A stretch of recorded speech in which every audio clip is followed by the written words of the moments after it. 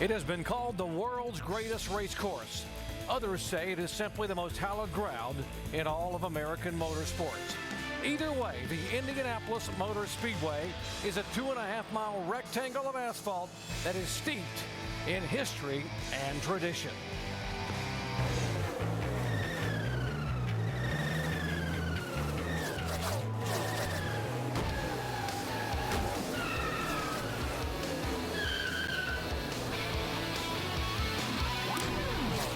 We welcome you to our live ESPN coverage of NASCAR Sprint Cup Series practice from here at the famed Indianapolis Motor Speedway. Have a huge weekend of motorsports coming your way. We're going to be going back over, by the way, to O'Reilly Raceway Park for qualifying. That's coming up next. Of course, the NASCAR Nationwide Series live flag-to-flag action coming up tonight there. Marty Reed and company at 7:30 Eastern Time. And then back here on Sunday, 1 o'clock Eastern Time, NASCAR Countdown. Alan Bessick, Brad Daugherty and company. The 15th running of the Allstate 400 at the Brickyard, 1 o'clock Eastern Time. When you just compete here, you become a part of history. But if somehow you would manage to win it and kiss those coveted bricks, your legend is secure. Always drama on race day, but how about drama on qualifying day?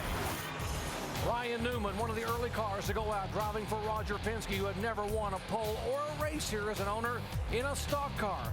He set the time to beat early on. But late in the session, 49-year-old Mark Martin showed people what Army Strong is all about. He put his Dale Earnhardt Incorporated Chevrolet on the outside of row one. But the guy to beat was a driver who won here in 2006. Jimmie Johnson, reigning and two-time NASCAR Sprint Cup champion. Johnson had the quickest time in his Chevrolet and makes himself the odds-on favorite to win this race on Sunday. Johnson may be the odds-on favorite, but I gotta believe the sentimental favorite may be starting outside of row one. For more, here's Jamie Little. I believe that's a very true statement. Mark Martin, one of 5 drivers who've competed in all 14 Brickyard 400s here in Indianapolis. He told us before and after qualifying, he believes he has the car and the team to take him to victory lane for the first time ever here. He had a great run yesterday in practice. He was top 8 in both sessions. He said this practice session, they're concentrating on fine-tuning that car to get a little bit more speed, but he feels like he has the car to win. Let's go to Mike Massaro. And Jamie, history has proven in order to be successful here in Indianapolis, you must have all aspects of your racing program nailed down. In fact, 12 of the 14 winners here at the Brickyard have been by series champions. And so far in 2008, no team has been more solid than the 18 team and Kyle Busch. This weekend, however, a bit of a struggle. They've only been on the racetrack for 8 laps of practice, and they have struggled with their balance. That's what they plan to work on today. The key, however, is how much rubber is on the racetrack. Steve Addington, the crew chief, says if there's not enough rubber on the racetrack, the longest they can go on one run here in this first practice is probably about 9 laps, Shannon. Well, Mike, despite only making 2 laps in both of yesterday's practices and an engine change, Marcos Ambrose qualified 24th for this weekend's big race here at IMS. Now, this is Marcos Ambrose's very first Cup race here at Indianapolis Motor Speedway, and it is the very first Cup race for JTG Daugherty Racing. Now, following the qualifying lap, Marcos Ambrose high-fives throughout the camp, and Ambrose just told me that he already feels like he's climbed Mount Everest today. But they've got their work cut out for them. They've got to get that car race ready, and because of that engine change that I told you about, this team has to start at the back of the field. But guys, they are just happy to have made the show. Thanks, Shannon. Along with Dale Jarrett, Andy Petrie, I'm Jerry Punch. Glad to have you with us for our live coverage of NASCAR Sprint Cup practice. Well, qualifying is done. Now it's all about getting ready for race day for tomorrow. Guys, what tops your list of things you absolutely have to know as a crew chief and driver in these sessions? Well, Jerry, all of the practice sessions the previous practice sessions have been in qualifying trim, getting the car to go fast. They've already done that, like you said. So now they've got to get the car ready to race. They didn't get to test here and run a lot of laps and figure out all these things ahead of time. So they're going to have to throw as many things at this race car as they can and try to put it all together in the second practice to make sure they got a good package for the Brickyard 400. Yeah, some of these drivers would like to get a lot of laps on the track, but more importantly, importantly, they'd like to get through a lot of things on that list to see how many different changes they can make. Because when they get in that car tomorrow, they would really like for it to be with something in that car that they practice with to have a good idea of what may happen those first couple of laps. You simply got to get creative. And for more on some of the creative adjustments they might make in these sessions, let's go down to our ESPN Tech Center and Tim Brewer. Thanks, Jerry. What we're going to do is naturally change springs and shock absorbers and weight distribution on the car. But one of the really refined areas that we're going to look at right now, folks, this is the trailing arm bracket that actually holds the trailing arms that controls the rear end housing. What we're going to actually talk about is the positioning of the bracket. We can actually raise or lower this thing, changing the handling characteristics from the center of the corner off. Another thing we can do, we can actually put a rubber bushing in the trailing arm. We can come back, put a big rubber bushing in there, and as well, the engineers like this. It's a solid bushing, and that gives the car a little bit less compliance off the corner. But this is really effective from an engineering standpoint. Jerry? Tim?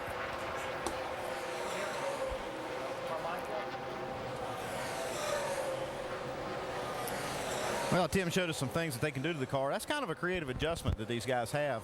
It's not just your typical spring and shock package that you can, change the car with. You can use a lot of different things. That is one of the things I like to go to, is that trailing arm area, because it's very effective, especially here at this racetrack. Yeah, and that's been something that you've always done here. That's not necessarily just with this car, but they are in a smaller box with this car, as we've stated many times, with the adjustments they can make. So those would be things they would probably want to get out of the way in this first session? Yeah, you'd want to get that out of the way pretty quick just to see how it affects the car, and then get on with a lot of other things, because they want to know, this car is so unique, or this track is so unique, and this car new to this track, it's going to take a lot of a steep learning curve for these guys. And this is about perfect, I would think, because this is about race time here on Sunday when they'll be in the early laps, and you can be able to mimic what's going to happen over the 400 miles over these next 2.5 hours of practice.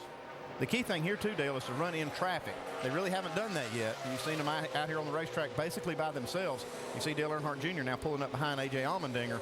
This is going to really change the way that car drives when he pulls up behind this car. I think that's the biggest thing that I've heard in talking to these guys, that they were anxious to get to this, because we've heard them all year long talk about how sensitive aero-wise these cars were when they got around. When they got within 5 or 6 car lengths of other cars, how much of a difference it made. So I think they really want to get here. You see Dale Jr. trying to get up behind A.J. Allmendinger here to see exactly how it's going to affect his car. What changes do I need to make? Because the likelihood of you getting out front and not being around traffic, there's not many guys going to have that. Everybody's going to encounter. Only one guy at a time is going to have that luxury. And you see these guys, when you take the car that's so sensitive aero-wise and take it to a track that is the most aero-sensitive racetrack, you got a really tough animal there. How much does this car differ from the cars they've run here in the past, in terms of being able to get up behind somebody, DJ, and making them loose or getting tight? Is it more sensitive or less sensitive than the car they've had in the past here? Yeah, it's definitely more sensitive. There's no doubt about that. This particular car doesn't have the amount of downforce that the cars in years past have had, and in particular on the front of this race car. So they've only got a certain amount of travel that they can work with in getting the front end of this car down before they get into the splitter, and they don't want that hitting. So that creates a bigger problem, especially at a place like this. This has always been a place, even when you had a really good race car, you had a problem whenever you got back in traffic. And a lot of times you wanted to set your car up to be the leader and have that best aero package for your car, but you knew you couldn't encounter it. So a lot of times, if you were going to lead the race, you had to be pretty loose and pretty free there, so when you encountered those other opportunities behind cars. At the top of the list of surprises in qualifying, Andy, might have been this guy right here. He did. He put down a really good lap. The Evernham guys, they brought a package here. All 3 cars have got this new generation car. And Patrick qualified in the top 15. That's awesome. I talked to his crew chief, and he told me that the biggest thing, the qualifying days have been really good for them, but they've struggled in races.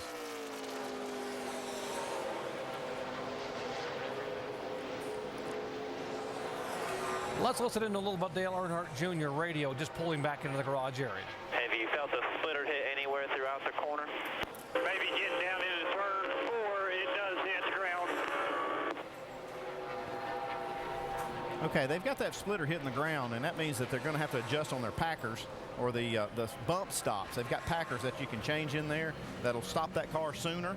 And you want the splitter as close to the ground as you can get it, but you don't want it to hit the ground. And he said that into turn 4. Now we've documented a number of times that this has 4 distinct corners. Now, as a driver, I know that all 4 of these corners are different. That we might say that they're 4 and they're pretty close banking wise, but you drive each one of them totally different. As a crew chief, did you have to adjust your car different for each of those corners? Why would it just be hitting in one place? Well, the track's probably got a little bump or a swell over there that it doesn't have to get into the other corners. But that term, getting into turn 4, you don't use that anywhere but here, because we actually get into turn 1 and off of turn 2, into turn 3 and off of turn 4. But these are 4 separate corners. Mark Martin in the 8 car, starting on the outside of row 1, and he had made a prediction early in the year that watch out when it comes to the Brickyard, and he's already proved he's right part of the way because he's on the front row, but he says he thinks he will be a factor to win it. By the way, so will this guy.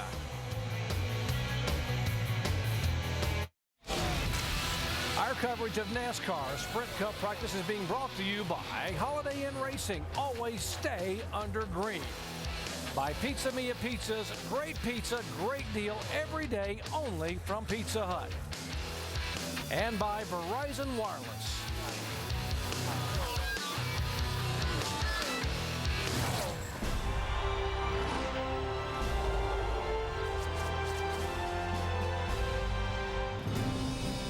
I always dreamed of racing at Indianapolis as a kid, and to get a chance to go there with a legitimate chance at winning, driving for Hendrick Motorsports, being in a stock car, and actually pulling it off and winning that race. Jeff Gordon, winner of the inaugural Brickyard 400.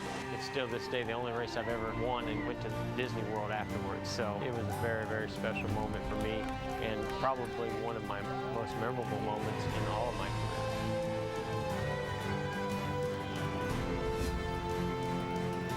He was born in Vallejo, California, but grew up in nearby Pittsburgh, Indiana, and oh my, has he been good here. And folks, guess what? He is good again today. 5 laps on the track, headed back to the garage area, and he sits atop the speed charts. No surprise that he's the fastest in practice.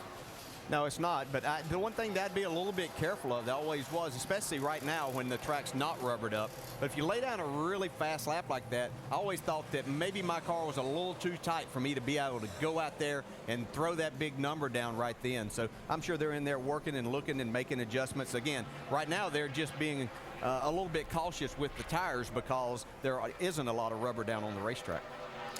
We showed you adjustments ongoing all over the garage area, particularly in the 88 garage a moment ago. Let's check in with Jamie.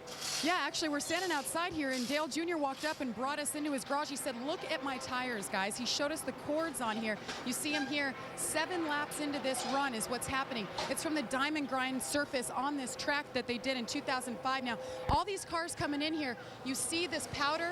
It's almost like a very fine coffee grinds. That's actually the dust coming off of these tires after 7 laps, and then it gets down to the cord right here. So obviously watching it, but Dale Jr.'s optimistic. He said it's going to be okay. The longer we run, the better the tires will be. They're just laying down rubber on the track right now. Doc? Jamie, a year ago, because there wasn't a lot of rubber on the racetrack, NASCAR mandated a competition yellow at lap 20. And unless we get a lot of rubber on the track, which we should here, they may have to consider doing that as well. Let's go back down and check in with Tim Brewer.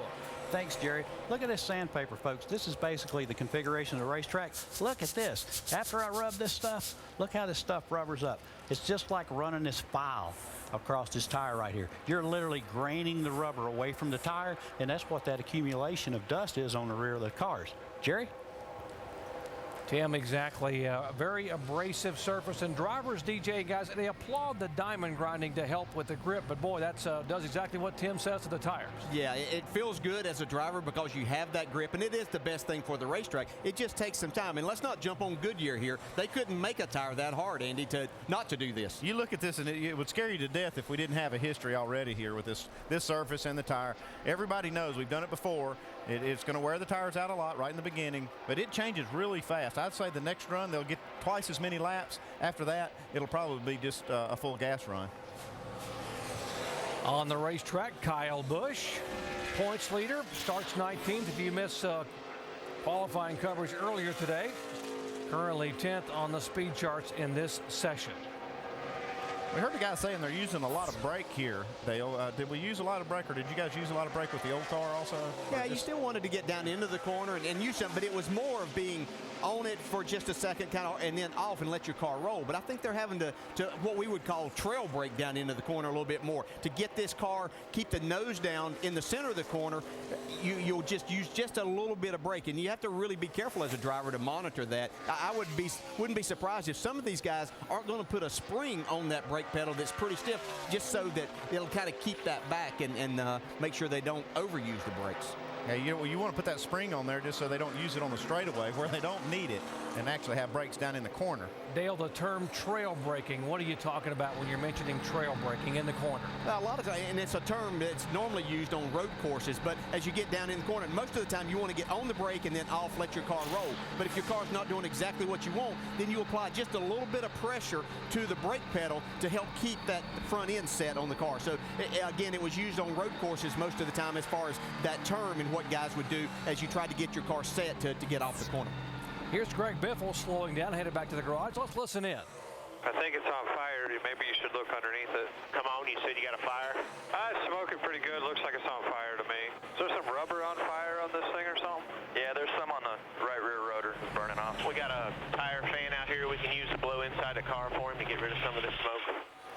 Yeah, what's happening is these tires are wearing so fast and all this rubber is building up, and some of the hot parts of the car, like the rotors, will actually ignite that where those little balls of rubber go. You saw Jamie rubber hand across the back of the car. That rubber's going all up inside the car and all over the components as well. It could actually get up on top of the headers and cause a little bit of fire. No big deal, though. No, but they were talking about getting a fan in there to get that out of there, and it's not driver discomfort or anything, but you want to get all of that out of there so that the next time you go back out there, you know that something's not going wrong again, and you can spend some more time on the track. How frustrating is this, though, if you're a crew chief, knowing that you can't really get a lot of laps on the track until you get rubber out there? And, and if you get too many laps now, those tires are going to look like Dale Earnhardt Jr.'s tires. Well, somebody's got to go out there and rubber the track in, and you'd rather wait and let everybody else do it, but if everybody did that, we'd never get any rubber on the track. See Carl Edwards here, and he's obviously has to be one of the guys that you look at that could win this race. And he doesn't necessarily have the record here, but you know that this race team is kind of hitting a stride. They're doing things really well, and you know that this is a race that Carl Edwards really wants to do well in. You can see the left front of that car really down as he goes through the corner. Not rolling over a whole lot, so they're keeping that car pretty flat, Andy. And this car was on fire. This team was on fire early in the season. They were one of the first teams to come up with this rear steer where you see these cars running crooked and did a lot of good with it. Have you got more on the 99, Jamie? That was your fast time. They said that was a fast time. Carl just came on the radio when you guys were actually talking about tires, and he said, guys, we can't go more than 5 laps on these tires right now. This is going to be a rough one. Meanwhile, Jack Roush, his team owner, walking down the garage looking at all of his team's tires, just looking at them, seeing if things are improving at all. But, of course, like Junior said, as they lay down rubber, things are going to get better. Shannon? Yeah, Jamie, these are 5-lap tires that came off of Patrick Carpentier's car right now.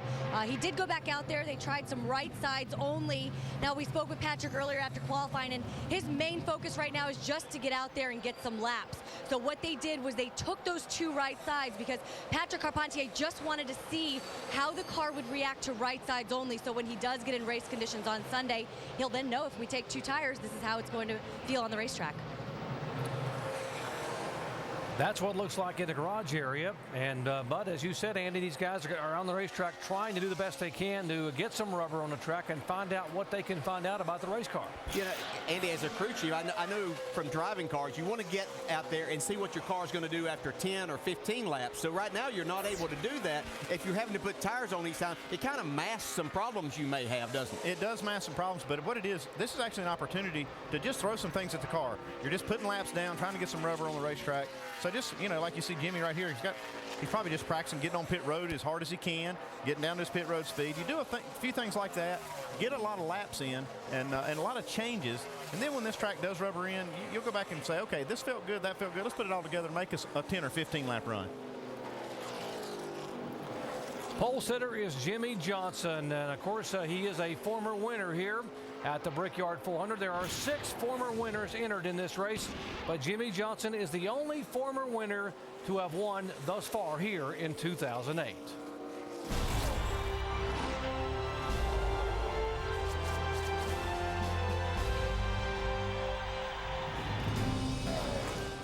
think any kid that likes auto racing knows and thinks and dreams of racing in the Indy 500. Jimmie Johnson wins the Allstate 400 at the Brickyard. So to go to the Brickyard, not in an Indy car, but to be at the Brickyard, that's my one chance. So it definitely was a special race for me. A veritable smorgasbord of motorsports activity coming your way. We go back to ORP next for NASCAR Nationwide Series qualifying. NHRA action, the Fram Autolite Nationals qualifying tonight at 6 o'clock Eastern Time. NASCAR Nationwide action, live flag-to-flag coverage, 7:30 Eastern. Tomorrow, NASCAR Now on ESPN2, 10 a.m. Eastern Time. And then, of course, at 1 o'clock Eastern, the 15th running of the Allstate 400 at the Brickyard. We'll kick it off with NASCAR Countdown. Alan Bestick, Brad Doherty, and the whole gang getting set for what should be a fabulous afternoon for the NASCAR Sprint Cup cars here at the Indianapolis Motor Speedway. Moments ago, the 2-car, Kurt Busch, who qualified 7th, had some issues. Whoa, makes a little adjustment on that right rear corner. Let's listen to his radio. It's just like I ran out of racetrack quicker. It wants to turn better in the center, but next thing I know, I'm already up by the wall. Front end won't turn. Seems like sometimes you make the car better in one part of the corner, and it carries more speed through that section, and it really does aggravate another problem you might have later in the corner. Yeah, it wasn't like they moved that wall in from the last time he was there. It's just, that's what happens. You're exactly right. And you get the car better at one point, you're able to get back to the throttle, so you're carrying more speed out there. Next thing you know, the wall is there, and you're scraping it just a little bit. I'm sure that was minimal damage, but they'll go in and make another adjustment. His teammate on the track now, Ryan Newman, who looked like he sat down a great qualifying lap. He was one of the early ones to go out, and I know with everything going on around him and around that race team that they would really like to have a good weekend here. We mentioned in qualifying that Roger Penske, his car owner, a 14-time winner in the Indianapolis 500, 14 poles at Indy, has never won in a stock car here, a pole or a race. In fact, he had never won the Daytona 500 until this guy gave him that back in February. And how about a nice little parting gift there for the 12-car for Ryan Newman and Roger Penske. Speaking of winning the double, the Daytona 500 and this race, it's only been done twice in the history of this event. Dale Jarrett did it in 1996, and of course Jimmie Johnson did it 2 years ago, a decade apart. It's hard enough to win one of those races one time, but to win them both the same year, it's a pretty big feat, Dale. Yeah, it was quite a year. That was the very first year that we had the 88 team. Robert Yates started his second team, and it was just an incredible year. Todd Parrott, his first year as a crew chief, so we really had things going well. We were fortunate. In 96, we actually beat our teammate, past Ernie Irvin here, with about 6 laps to go. So it was a fun day and a really fun year. You heard early on the radio an update, some comments from Greg Biffle about some smoke or fire that may be related to some tire shavings. Let's check in and see what the problem was. Well, Doc, I talked to Greg Irwin, the crew chief for Greg Biffle, and he told me what's happening is that dust from the tires that we showed you earlier that's coming up, when the drivers pull into the garage, it's actually creating smoke because it's getting so hot. So Greg was in the cockpit and thought maybe something was on fire, maybe a spring rubber or something. So that's all it was, no fire at all. So they made some adjustments on there. They're working on tire wear, so they're adjusting the right side camber right now. Greg went back out, made a run. Right now he's P2 on the charts. He's going to pull it back in the garage. They're going to look it over and make maybe a couple more adjustments. So all is good down here, just a little tire dust. Thank you, Jamie. On the racetrack, one of the guys that DJ, you picked as a sleeper in this race tomorrow. I don't know if he's much of a sleeper because he was run awfully well here in the past. Yeah, he has done. He finished third here in 2004. He's really excited about coming here with this new generation car that they have from Gillette Evernham Motorsports. And Elliott really likes this racetrack. And I think it suits his style a lot. Elliott's one that'll not use a lot of brake entering the corner, maybe get out a little early, but really gets in the gas hard. And that's what you need here to run fast. Andy, we just heard him talking about camber in the front end. You have to be really careful here with that adjustment, don't you, because of the long straightaways? Well, and you see the tires that we've seen, the tire wear is on one side of it, and that's why these guys have to get that camber right, because you want to take advantage of all the rubber on the tire. If you've got too much camber or too little camber, it's going to wear on one edge of that thing. And these long straightaways, if you've got a lot of negative camber in the car, it wears that inside edge on the straightaway, not even in the corner. It'll wear that edge away. Yeah, this is a great shot right here from Kevin Harvick's car. You can see how he tries to enter the corner as low as he can, get back to the throttle. Now, this is a long straightaway. Literally, when you come off of turn 2, you can't see turn 3 at that particular time, especially when you're racing. You'll see how the RPMs get up here, the speed. You get just about to that light. There's a good caution light that was on the right. Gets out of the throttle, lets it roll, wants to pick the throttle back up. You'd like to be wide open in the throttle, and then you have to get yourself adjusted and ready for this. Always getting to the bottom right here in the middle of turn 4 so you can get back to the throttle hard and take advantage of this long straightaway. You don't think these guys earn their money? He was turning left a moment ago at 198 miles an hour. He's going 203 going into turn 1. You can see he can get on that brake pedal pretty hard.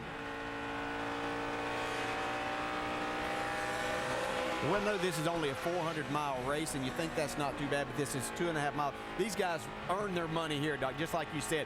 This is hard work. This is very, very difficult. We see Jeff Gordon coming here now, who is still on top of the speed charts and had a great qualifying effort. I know in talking to Jeff the other day, he was excited about being back here and really, really liked his chances. And let's watch him inside the car here, just how hard he works. Obviously, right now, he's going down the straightaway, so it's not too hard. Most of you could do that. And here in a second, it's going to get pretty busy. I think I could do that, Dale. That doesn't look so hard right now. Whoa, wait a minute. Here's where it gets hard. You see a minimum amount of steering, but he's having to really work the steering wheel to get off the corner. This is a short shoot. Now it's back turning again. And as he's turning, he wants to get back in the throttle. See, he's having to add a little bit of wheel there. Back in the gas wide open. One thing I've noticed, Dale, with this new car is these guys really have to work the steering wheel more than they did the old car. I used to do that with the old car, and they used to holler at me about trying to keep it straight. So I should have been better in these than what it was, but it wasn't. And I notice how he eases into the throttle. Watch the throttle just gradually come up. He doesn't jump back in the throttle there as he's entering the corner. You know, that's changed a little bit with these cars here. We keep talking about these new cars. First time they've run them here. With the old cars, you had enough downforce that most of the time you could get yourself back wide open before these guys are. So I think that's the factor of not having as much downforce, and you have to feed the throttle more. And I think that plays into the guy's hands, like a Jeff Gordon, who is used to having to do that maybe over the years. Not necessarily here, but at other racetracks. 160 laps, 4 turns a lap, 640 left-hand turns. That's a lot of work in an afternoon for a car that you're going to have to manhandle. Here's Tony Stewart. Won it a year ago. Has won 2 of the last 3. Kind of surprising where he is on the sheet. He's 29th fastest so far. This is his second time out, I believe, so see if he can improve on that. And Mike Massara's down there. What have you got, Mike? Well, you're right, Andy. They are struggling a little bit, and I spoke with Greg Zipadelli to find out exactly what they're concentrating on. And just like just about everybody else in the garage, working on balance. The car was tight. They've got it to neutral, but right now lacking speed, as you guys can tell by looking at the speed chart.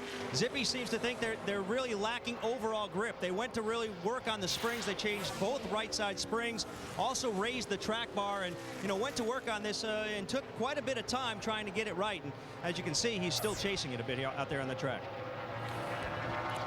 Tony Stewart has yet to win this year. We were at race number 20, but as we've talked about before, Tony Stewart really is one of those second-half drivers. In fact, last summer, he had not won until Chicagoland, and he won 3 of the next 4 races and got that sort of summer sizzle going. Tony Stewart, you see the second half of the seasons. He has got 20 wins, 103 top 10s. I fully expect Tony to start moving up in the points here over these next few events. You know, most NASCAR drivers on the racetrack are all about take. But off of it, drivers like Tony Stewart don't mind giving back. I got to meet my favorite driver, Tony Stewart. Hi, Tony. How are you, bud? Good. Oh, is that for me? Good to meet you. Cameron was diagnosed a year and a half ago with brainstem glioma. His tumor is located in the medulla, and it is inoperable. The Kroger Race for Riley, presented by Cheerios, was started 12 years ago. It's a 3-day event now, and is much about raising money for Riley Hospital for Children as raising awareness for the hospital. We came on a whim with Dave Wilson and I to do an event. It's grown from that, which raised under $4,000 to last year we broke $1 million. We got you all kinds of goodies. But you can give, if you don't like berries, you can give this to your girlfriend. You don't have one? You will. Tony doesn't get anything for coming here. You know, this is just purely Tony doing it. They're gonna put you in a go-kart today? You probably fit in John's cart. You're as tall as John is. These children on their best day, a lot of days, they don't feel as good as we do on a bad day. When you meet them and you see the smile on their face, it makes you forget about anything negative that's going on in your life. He was a lot looser with John Andretti, Tony. He's nervous around you. I mean, you are the world to him. I think it means more to him than we could possibly ever put into words. I met Tony. He gave me a lot of stuff. He signed all my stuff. These kids are my heroes. They've made an impact on my life, and that's something I'm very grateful for. These kids have made me a better person. That took place on the 23rd, just a couple of days ago. And how special is that? These drivers are so busy, so focused, yet he wanted to be able to go and take time to give back. And that little boy there, what a special memory of Tony Stewart. Yeah, he's this tough guy, race car driver and all that. But, you know, that's a side of him that a lot of people don't get to see. It makes me feel good to see it. But you probably know Tony on that kind of level, too, Dale. You spend a lot of time with him. Yeah, I've seen Tony and a lot of these other guys. You know, they're fierce competitors, and a lot of times we unfortunately see a lot of the negative side, the things that we do as competitors. And certainly we've seen Tony Stewart be that tough guy, but he has a huge heart, and glad he's a friend of mine. We'll be riding with this tough guy during the race tomorrow. And if you'd like to ask Tony Stewart a question, log on to ESPN.com, keyword Ask the Driver, and maybe we'll select your question. He's our in-race reporter. Dale Jarrett will ask him possibly your question and ours during the pre-race.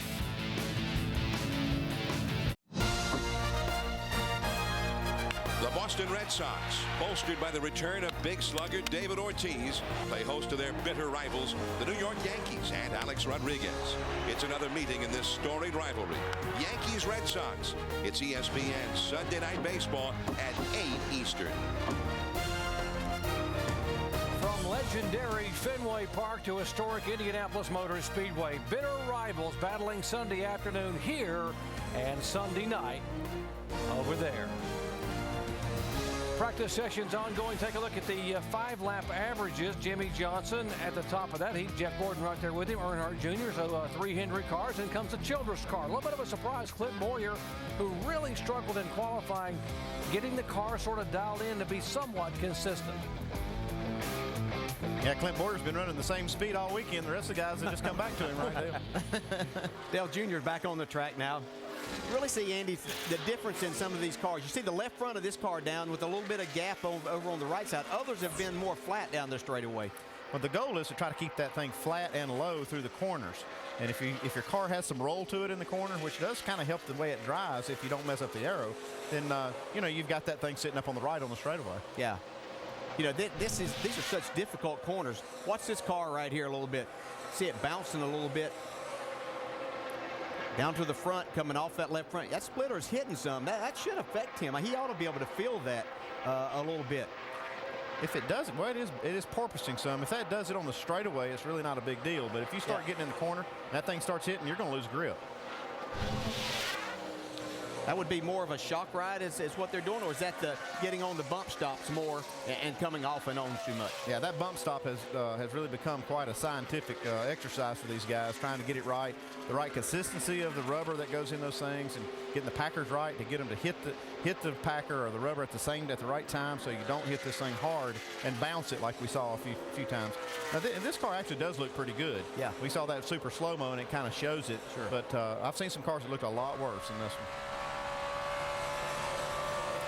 Hey, Tim Brewer, can you show us a little bit about bump stops? Yes, Andy, we've got this stopped right here on the shock absorbers. What it does, it goes down and it travels, and when it hits, like Andy says, that 88 car was actually porpoising. But folks, what you don't understand about these things, when they bottom out or a cross member, a component on the race car hits the racetrack, it literally lifts the wheel off the racetrack, and that's what Andy says, the grip goes away. You can't run through those corners at all, right, DJ? Yeah, you're exactly right there, Tim. Great explanation. And you could see those bump stops on that shock. They've gotten pretty exotic, haven't they, Andy? I mean, it used to be, it literally was a rubber bump stop, and that's not the case anymore. Well, it's not just the bump stop and the material itself. It's the way they contain that inside there. You saw that little container. So these bump stops can live. They're actually racing right on these things all day long, and durability has been an issue for these guys, trying to find something that'll live for 400 or 500 miles. Here's Jeff Burton, who was the pole sitter here in 2006. Led 87 laps, finishing 15th. Finished 8th here a year ago. Yeah, he's starting back in 32nd. Well, we see the speed pick up as he comes off of turn 4 down the long front straightaway. You can see this climb. The RPM's climbing, but he's getting 200 miles an hour, a little over 200 before you get into turn 1. And you were asking earlier about brakes. Yeah, you better be on the brakes if you're going to make that corner. Well, you see there, he was going from 200 miles an hour to 150 miles an hour in the middle of the corner. You got to bleed 50 miles an hour speed in a short amount of time. So he's making a 90-degree left turn at 153. That's a minimum speed. Well, watch it down this straightaway, and this is always an indication of the wind. You see he's going 200 right there. He was about 201 on the front stretch. It means we got maybe just a little bit of tailwind down the front straightaway. Watching the speeds, but also watching out the windshield, DJ, how much of a distraction? I know the grandstands are empty now, but when they are jam-packed here on Sunday, that's got to be different for race drivers. There's no place else like this, I think. It's just incredible as we see a bug hit our camera lens there. But it is totally different. You feel like, I know the first time here in 1994, we'd had fans in the stands, but when it came time to race, it looked like that they had cut the size of this front straightaway in half, and going down into turn 1, what looked like used to have a lot of room looked like the fans were right on top of the racetrack. It was just incredible. It's great to have those fans there, but it totally changed your perspective as a driver as to what you were looking at. Jeff Burton, a little different paint schemes, different sponsor, got the purple and white. And if you missed our qualifying coverage, some of us were talking about Jeff Burton is very superstitious, and he doesn't like the color green around his race car. So he was a little concerned he might have some green on the car. It felt better when he realized it was going to be all purple with a little bit of blue and white thrown in. I'm glad I wasn't superstitious. A lot of my career was with a Skull car. Yeah, it had green all over it. Mark Martin coming in, Jeff Burton coming back in. NASCAR Sprint Cup practice. Jeff Gordon still atop the speed charts. Greg Biffle, Ryan Newman. Carl Edwards back out. Now he's going to hustle through these sessions because he's got to get over to O'Reilly Raceway Park to get set to run the NASCAR Nationwide race tonight. For more, here's Jamie. Well, Doc, he was all excited. He got out of the car. He's like, we're done with practice. Like, I'm moving on. I'm going over to ORP. And then his Bob Osborne, his crew chief, said, not so fast, Carl. I got a good idea. We need to work on this balance a little bit more, the front camber. We need to work on this tire wear, so I need you to get back in. We're going to try it out, go out, do 2 laps for me, and I'll let you know if I need more of your time. So Carl Edwards back out on track now. Jamie, that reminds me of Dale Earnhardt here one time. Like a first run. This turns everywhere. It's about a 1 loose everywhere. I had a list of things I was wanting to go through, and Earnhardt grabbed my list and started crossing them off. Done that, done this. I don't want to try that, and I'm done. I said, okay. I said, you better come back ready to race. He says, don't worry. And that was in 95 when we did win. Yeah, he was in a group of 1 that could pull something like that off, I think. Nobody else, I believe, could do that. As we see the inside of Carl Edwards, he looked pretty smooth going through there. He apparently, you heard him say that he's on a basis, he was about a 1 loose everywhere. And that's probably a good side to be right now, because as rubber gets on this racetrack, it will get tightening up some, right, Andy? That is exactly what the crew chief wanted to hear. He wanted to hear the car was on the loose side, and he wants to hear that it's maybe a 1, maybe 2, no more than that. And you know what? Carl Edwards knows that's what Bob Osborne wants to hear too, so maybe he can quit and go.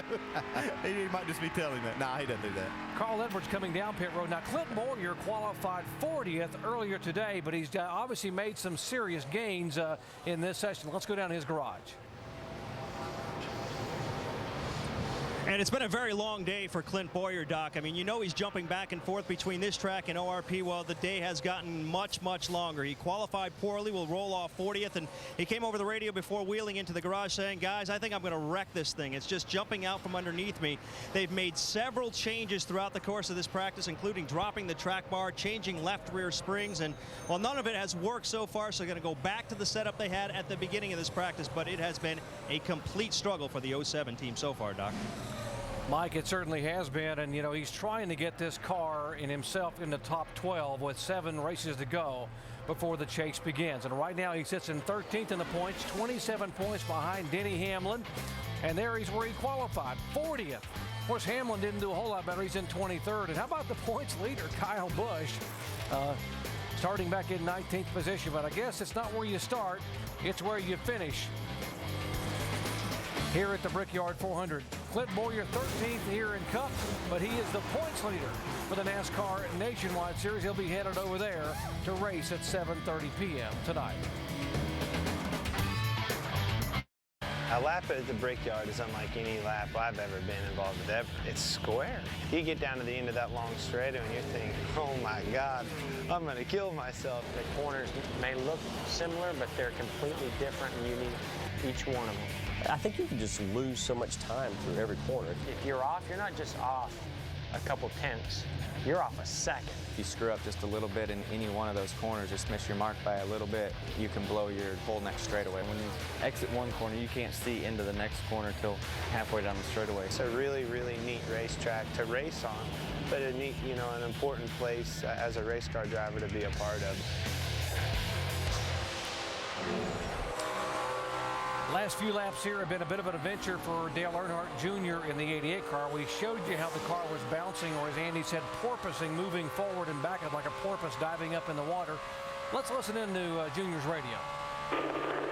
The car rolls the center real good. I'm real happy with that. It's down on the front bump stops too much. That hurts the center a little bit. It upsets what the car is trying to accomplish through the center of the corner. It don't really do loose or tight. It just depends on how it's bouncing on it. But it's not, it's just upsetting the rhythm of what I got going on. That's what he's got going on in there. It's exactly what it looked like. We had that slow-mo replay there and showed the car doing just exactly what he is talking about. So he's got a good feel for his race car. Yeah, saw him get to 203 miles per hour getting down into turn 1 there. So he obviously is getting off of turn 4 pretty good. He's talking about hitting the bump stops in the car, not being able to do what he wanted to do in the center of the corner. This is another shot of the car after they've made a change. Kind of compare it to the last time we saw this shot. And still got a little bit of that. I think a lot of that is a racetrack too. I mean, that part of the track, it kind of has a few little swells. You don't see that unless you're going about 200 miles an hour. And kind of shows that porpoising we were talking about. Yeah, and what we were seeing there was either a little on the straightaway and enter the corner, and he was saying where it upsets him more is when it gets down to the center of the corner. So they might have been taking that out as he's a little bit loose on the exit of that corner right there. Dale Earnhardt Jr. still trying to get it dialed in. And how about Jamie catching up with a driver who's in a big hurry? Jamie? Well, he was in a big hurry, but I don't think that's the case now. Carl, you're out of the car, but you said you got a lot going on here with the tire situation. What are you seeing? Yeah, I was just talking to Mr. Campbell down there from Goodyear, and I don't know. I don't see, with all this dust, I mean, you can see the tires are making a dust. I don't think it's really putting any rubber into the racetrack. And, I mean, we can burn the tires off in 5 laps, so I think that's going to be a really big issue tomorrow, and I hope it's not, This place is real fun on long runs and want to be able to run pretty far, but, Goodyear tries their hardest. I just don't know about this one. I'm a little nervous. Over there at ORP, our vitamin water car is real good. Eric Darnell is going to qualify it. I'm just going to show up, start in the back, and hopefully have a good time tonight. Now, was that the plan all along, or because of this tire situation, you need to spend a little more time over here? Well, as good as that car is over at ORP, and as much as we're trying to figure out what we're going to do here, I'm just going to stay here. And Eric will qualify it. He was real fast this morning, and I'll just start in the back. I mean, ORP is about as fun as it gets. Whether you start in the back or the front or whatever, it'll be a blast. But I don't know. This is interesting. Bob said he was going to try something big there. He had some grand idea. Did it work those last couple laps? Well, we were burning up right front, so he put on 2 right rears on the right side because they're supposed to be the same, and we tried it. Both of them came in with cords showing that time. So we got an extra run out of it, though, so that was good. All right, guys. Carl Edwards going to stay here for that final practice. We will stay on the air and continue following this story with the tires, Doc. Jamie, Goodyear tested here in April 22nd and 23rd, and the engineers told me that they brought 2 different tires. The left side tire tread compound is softer to hopefully allow more grip and better racing. The right side construction was different down near the lower bead area, the area between the bead and where the yellow Goodyear letters are on the tire. It said that allow it to be more flexible and to grip the racetrack. But right now it's gripping the racetrack really well, and that's the product, all the dust on the back of the car. Let's go down to our ESPN Tech Center in Tim Brewer. Thanks, Jerry. When we get a brand new tire from Goodyear, what we're going to do, we're going to mark this particular line right here. We're going to go across here with this indicator. And what that's going to do is give us the depth of each one of these wear pin indicators. And as we go out on the racetrack and we run 10 laps or whatever, we're going to come back. If we got any rubber left, that is, for the day, we're going to come back and measure the thing on all these points again, record it, see what kind of tire wear we're getting. But today, it's throwaways. You're just going to grind as much rubber as possible into the racetrack, hoping this wear element gets a little bit better as the day goes on. Doc? Tim, perfect explanation of exactly what you try to gauge, but some of those tires, there wasn't much to measure when they came back in. Yeah, on a normal day, you would use that gauge, and it tells you a lot about the tire and the way the car is working. But when you see these tires, you don't need a gauge. You can tell you got problems. That tire there is worn completely out. And I'll tell you what, Dale, I haven't really been concerned about it until now. I heard what Carl Edwards said. I thought that would have gotten a lot better by now, and the fact that it hasn't has me a little bit worried. Yeah, I think that we've always had that concern here. We see Jeff Gordon back out on the racetrack now. He put up another good lap. He's just really running good on the race. I mean, again, they came in here focused for this race. They feel like it's time for them to kind of kick things in gear. But I'm sure they're monitoring these, and we're going to see guys run a lot more laps when we get to this second practice session. But I still have to believe that we're still going to get some rubber down there. And I know that Carl's down there, and he's really on top of things.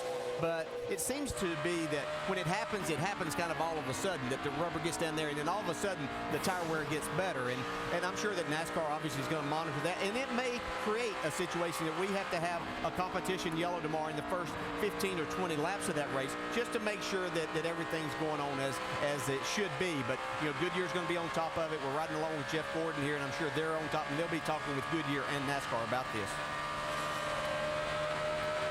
5 minutes left in this session, and then it will be a 30-minute break where the cars will be able to go back to the garage area, and the engineers and crew chiefs will be able to talk, and then we'll go out for the final practice session. Jeff Gordon again, 174.5 miles an hour, his fastest lap coming in just a moment ago, and that puts him, that's even faster than he had run before. He is the fastest. Greg Biffle and Newman and Jimmie Johnson, the top four.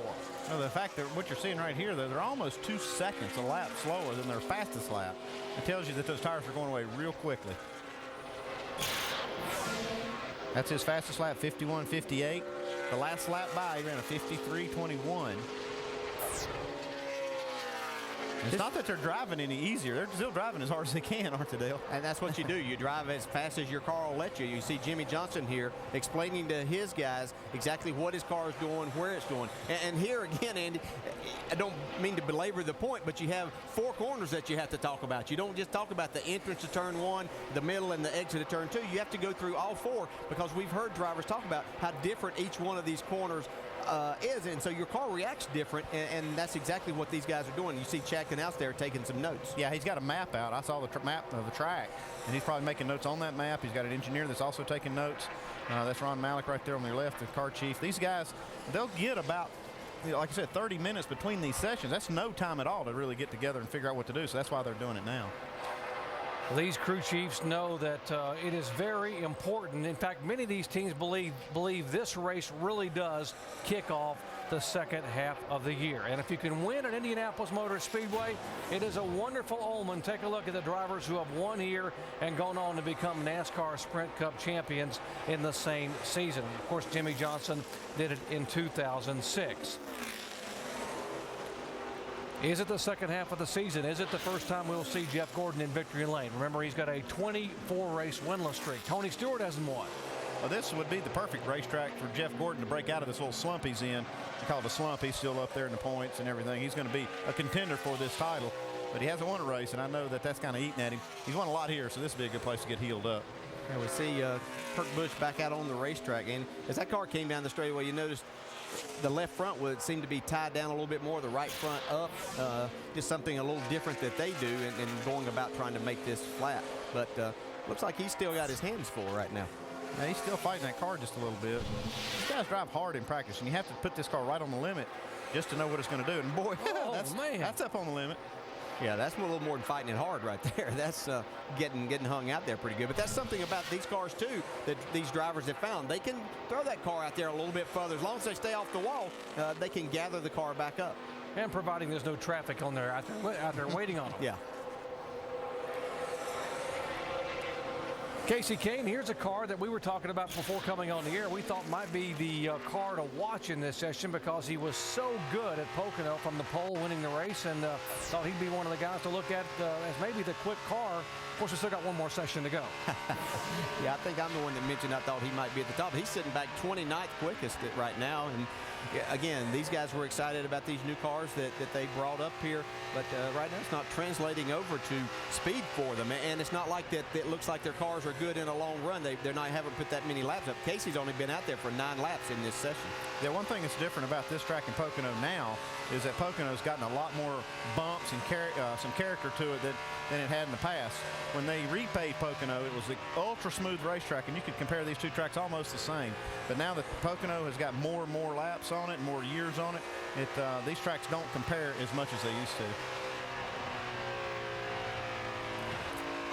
Marcus Ambrose, one of the drivers, there are 6 drivers making their very first start at the Brickyard 400. He is one of them, driving for JTG Motorsports.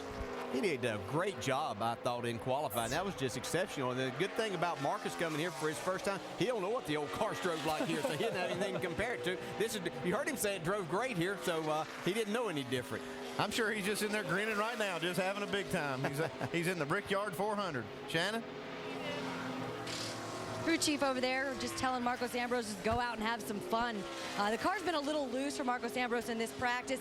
He said it was shimmying. Of course, he has an Australian accent when he says that. Shimmying on entrance, and so they've been working on that car. They, as well as everybody else in the garage, having some problems with those cords on the tires. But right now, yes, just having a good time for that number 4017. He's talking about shimmying, Dale. I'm sure he's talking about the brake, putting the brake pedal down. A lot of times these high-speed racetracks where you're using brake, you'll get that some. Yeah, you will. And these cars in particular, I noticed in driving that they were more sensitive to that for some reason. And the thing is, they have a long time to cool off, so they'll get cooled down these long straightaway, and then that'll create a problem as you get in. As we see the red and black out signaling the end of this session, these guys will go talk about it a little bit and hopefully come back with something better than what they had in this session. And guys in the garage area will be slinging springs and shocks and getting everything ready to go for the second session. Drivers climbing out. They're going to chat. There's Jeff Gordon, who is at the top of the speed charts, and almost a smile from Steve Letarte there, knowing they got a really good race car. Here they are in the top 10. Gordon, Biffle is pretty darn good. There's the Dodge of Ryan Newman, Jimmie Johnson.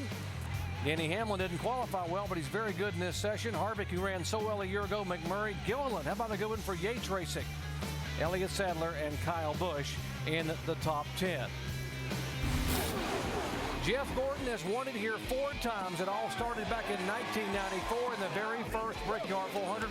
Boy, would he love to break out of this winless streak and get win number 5 from 5th starting spot on Sunday. 1 o'clock Eastern time tomorrow. Live coverage of the 15th running of the Allstate 400 at the Brickyard. So many stories. Kyle Busch leads all drivers with 7 wins this year, but he's never won here. How about Jeff Gordon, a 4-time winner? Could he get win number 5 from 5th starting spot? And Tony Stewart, how good has Tony been? He's won 2 of the last 3 races here, and he's led the most laps in 3 of the last 5. Our coverage beginning with NASCAR Countdown, 1 o'clock tomorrow, the Allstate 400 at the Brickyard. Let's go down to Jamie for a little bit of a debriefing in the garage area. Well, Doc, as some of these drivers are crawling out of their cars, they're walking over to the NASCAR hauler and having a little chat in there. One of those drivers, Ryan Newman. Ryan, what'd you say when you went in there? Just told them where we were at with our tires and, the fact that we're just kind of waiting for the track to fill in. And if we can get more tires, that'd be great. We understand that they have an allotment and all that stuff. But our all-told Dodge feels pretty good balance-wise. It's just a matter of time before we kind of cord the right side tires. So just feeling that out and trying to make it best for everybody.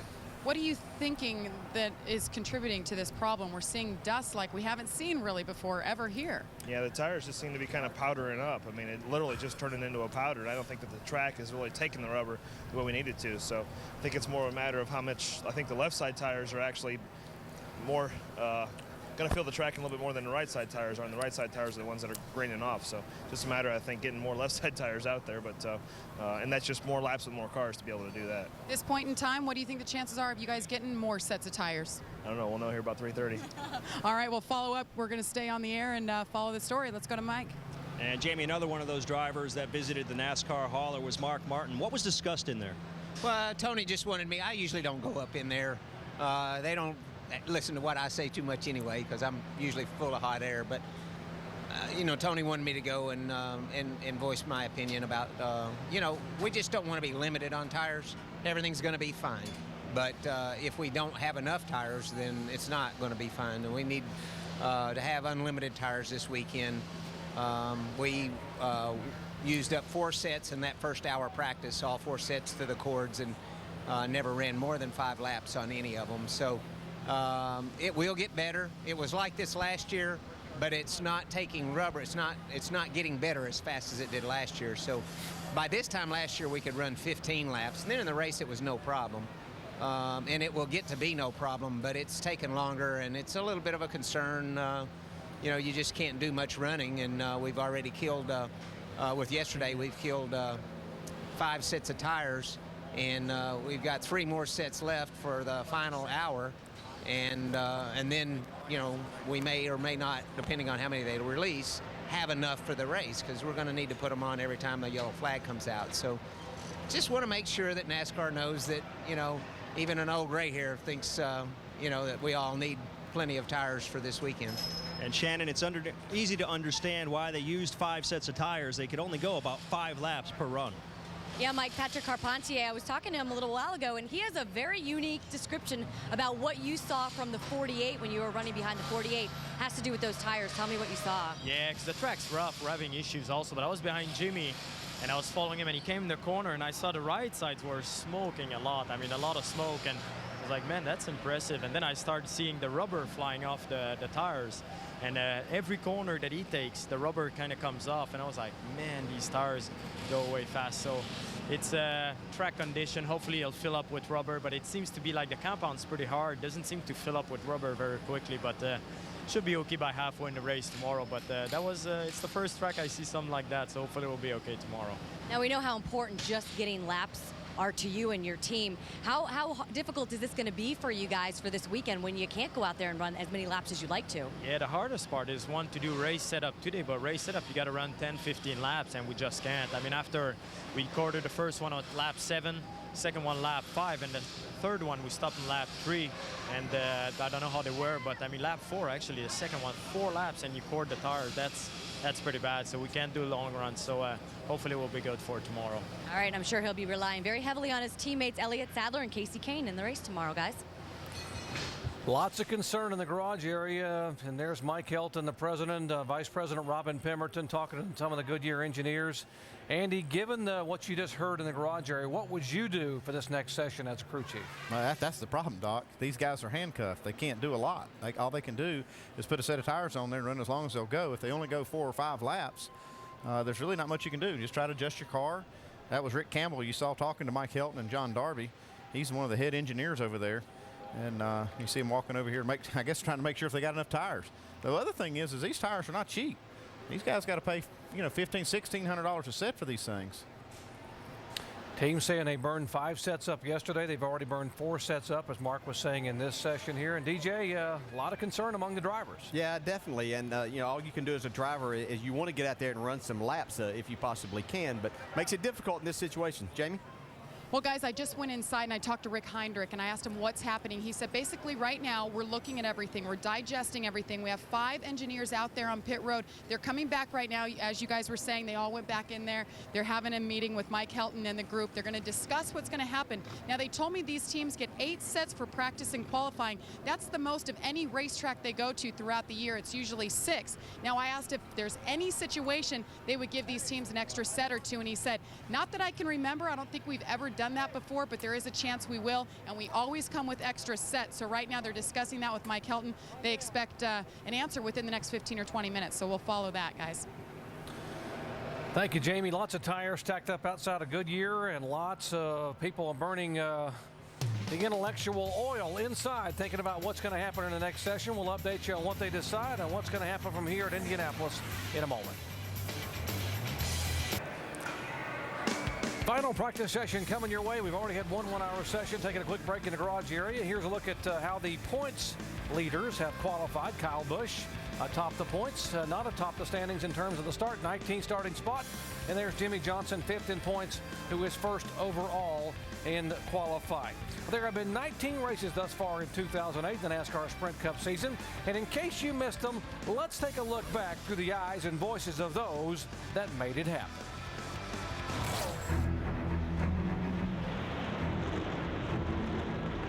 All we need is nice, smooth stops. Let's put it all together and get out of here with a damn win. 1, 2, 3. Win it!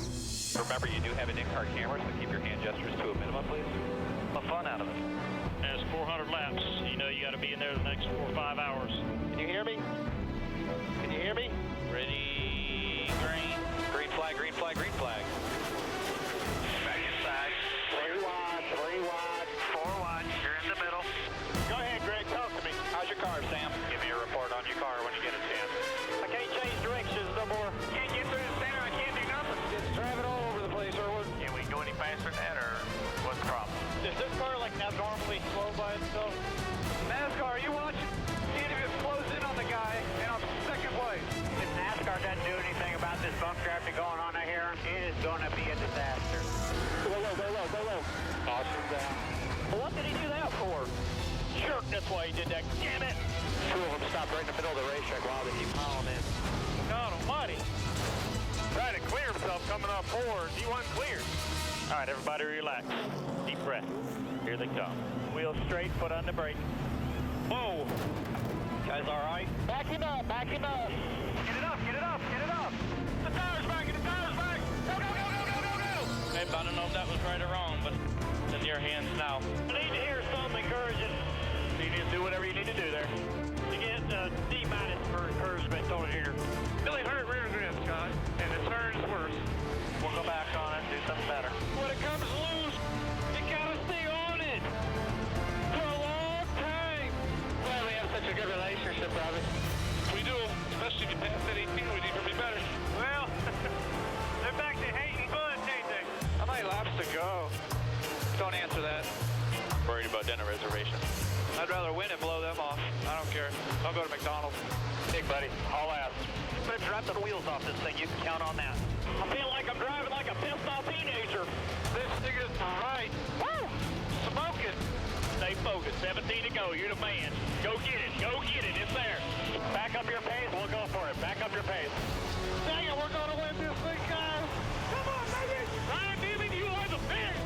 Good job, Carl Edwards. Good job, 99. Yes, baby, finally. Congratulations, boss. You just won for us.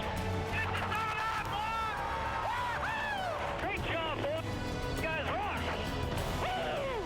This thing couldn't have been any better today. A hell of a job, Kyle. Thanks, everybody. You guys on pit road were just stizzle today. Yeah, baby. Way to go, Tony Jr. Good job. Woo! We take them any way we get them. World's greatest race drivers, 43 of them strong. Here's where they will start, the Allstate 400. Do you folks think they don't appreciate the kind of effort that these crews put in and drivers put in a season so far? A lot of passion out of those drivers and crews down there. One of my all-time favorite comments, you get a C- for encouragement. I think it was a D-, actually. Yeah. But it has been a great season. They've worked extremely hard on these race cars, trying to get them better, and they're making the racing better and better.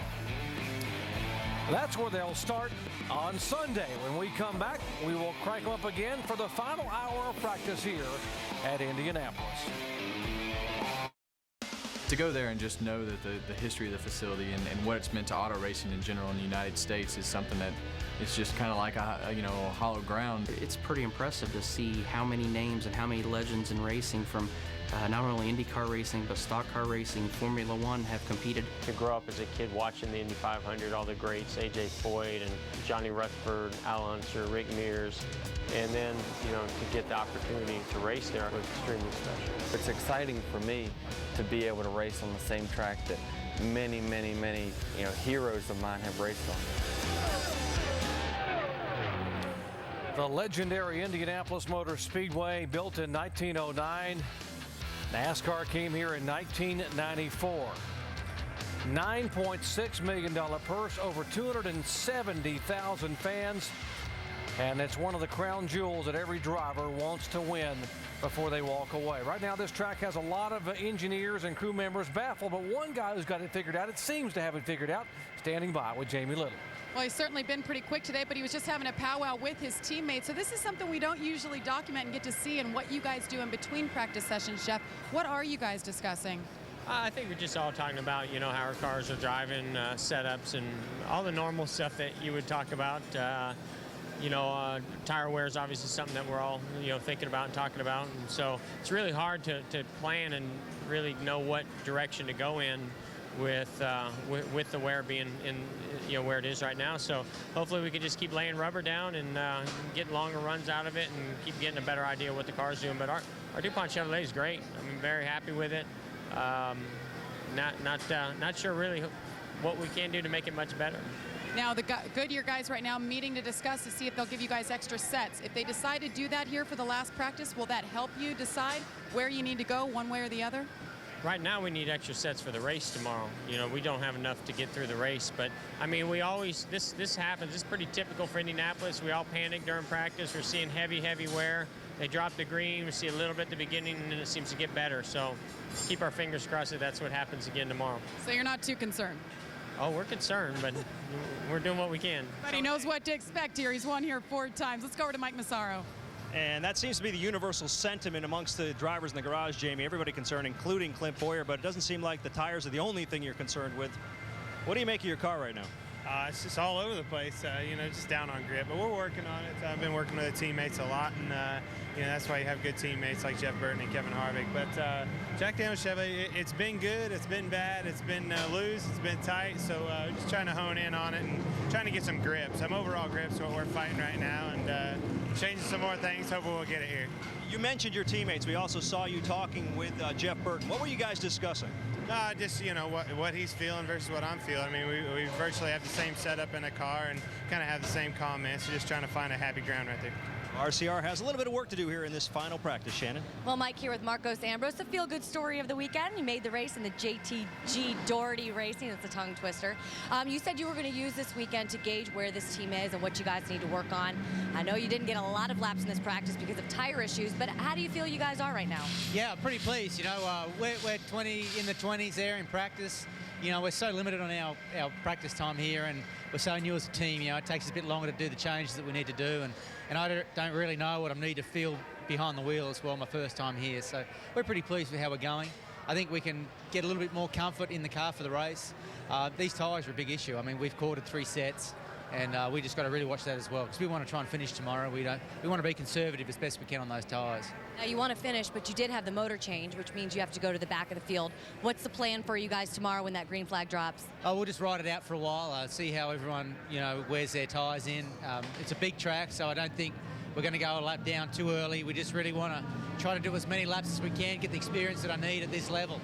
All right, and we'll take a look at the tires that Marcos Ambrose has right now. He actually has 3 sets left for this next practice, and that is because he made that engine change yesterday. Only got 2 laps in the 2 practices yesterday, so he's in good shape for tires, guys.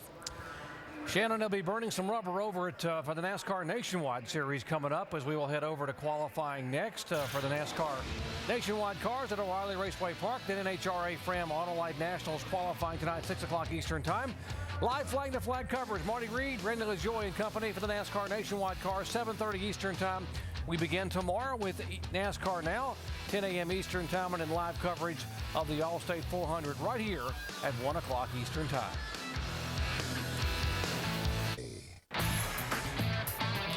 At the Indianapolis Motor Speedway here in Speedway, Indiana, getting set for what will be the final practice session for the NASCAR Sprint Cup cars. We call it the Brickyard, and all that remains today is a single yard of bricks just beyond the start-finish line. But it was back in the fall of 1909. They actually paved this facility with $3.2 million bricks. The first race run in 1911. Of course, it has hosted 14 Brickyard 400s beginning in 1994. But those bricks that were part of the paving are like gold to some of these drivers who race here full time. They carted them off and put them in piles down the woods in the creek. Some of them are actually placed in the lake that runs through the track. Took our shoes off and searched around and I found an intact brick. One of the guys said, oh, you know, I'll take it back to the shop and we'll clean them all up. And I never got my brick. We went walking through there and we found some bricks.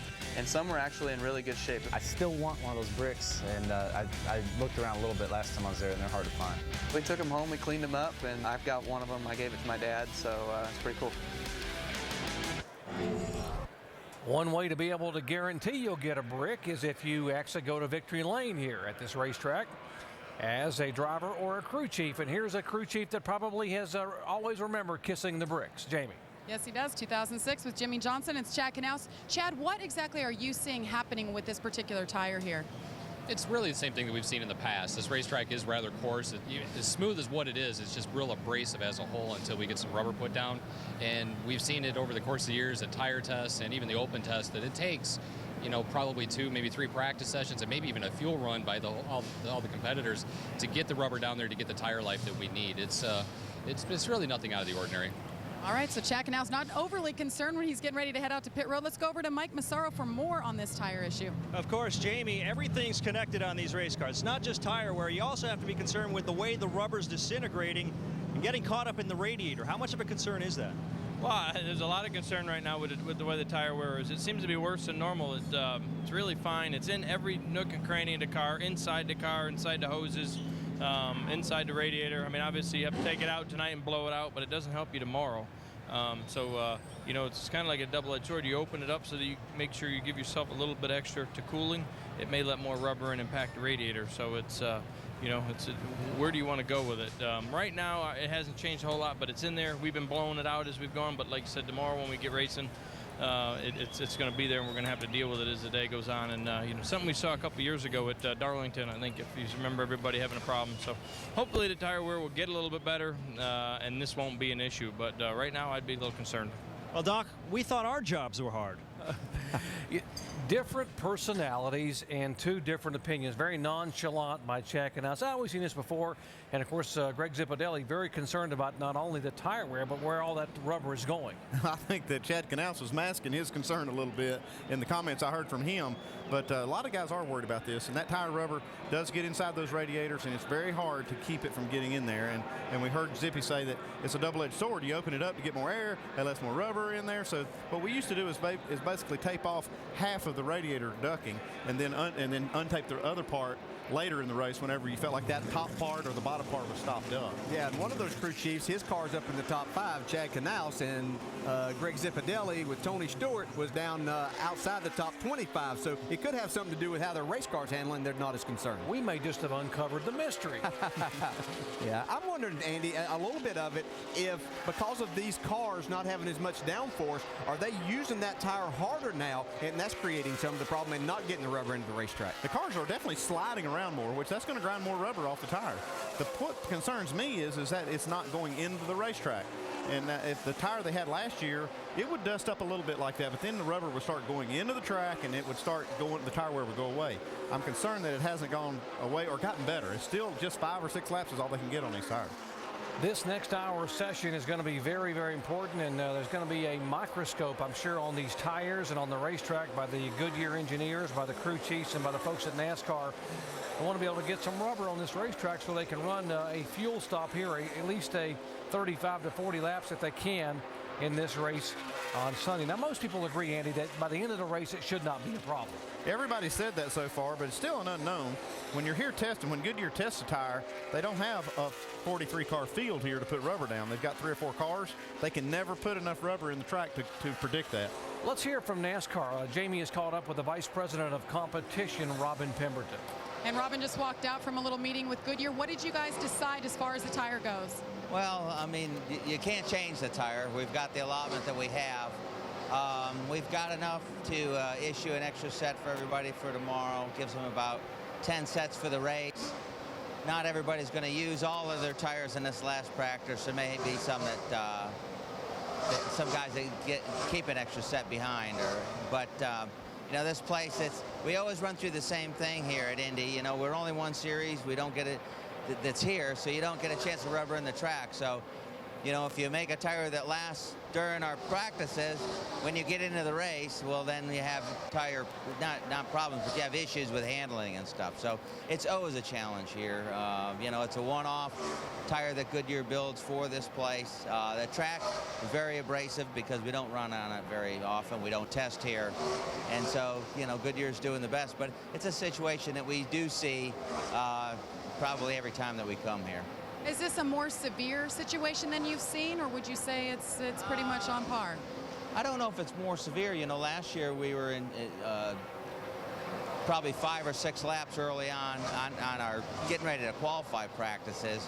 The track, for some reason, isn't taking the rubber right now that it had last year at this time. So the wear hasn't slowed the way that we had hoped. But, you know, we've still got another hour of practice, and we do have more tires for the race than we did last year.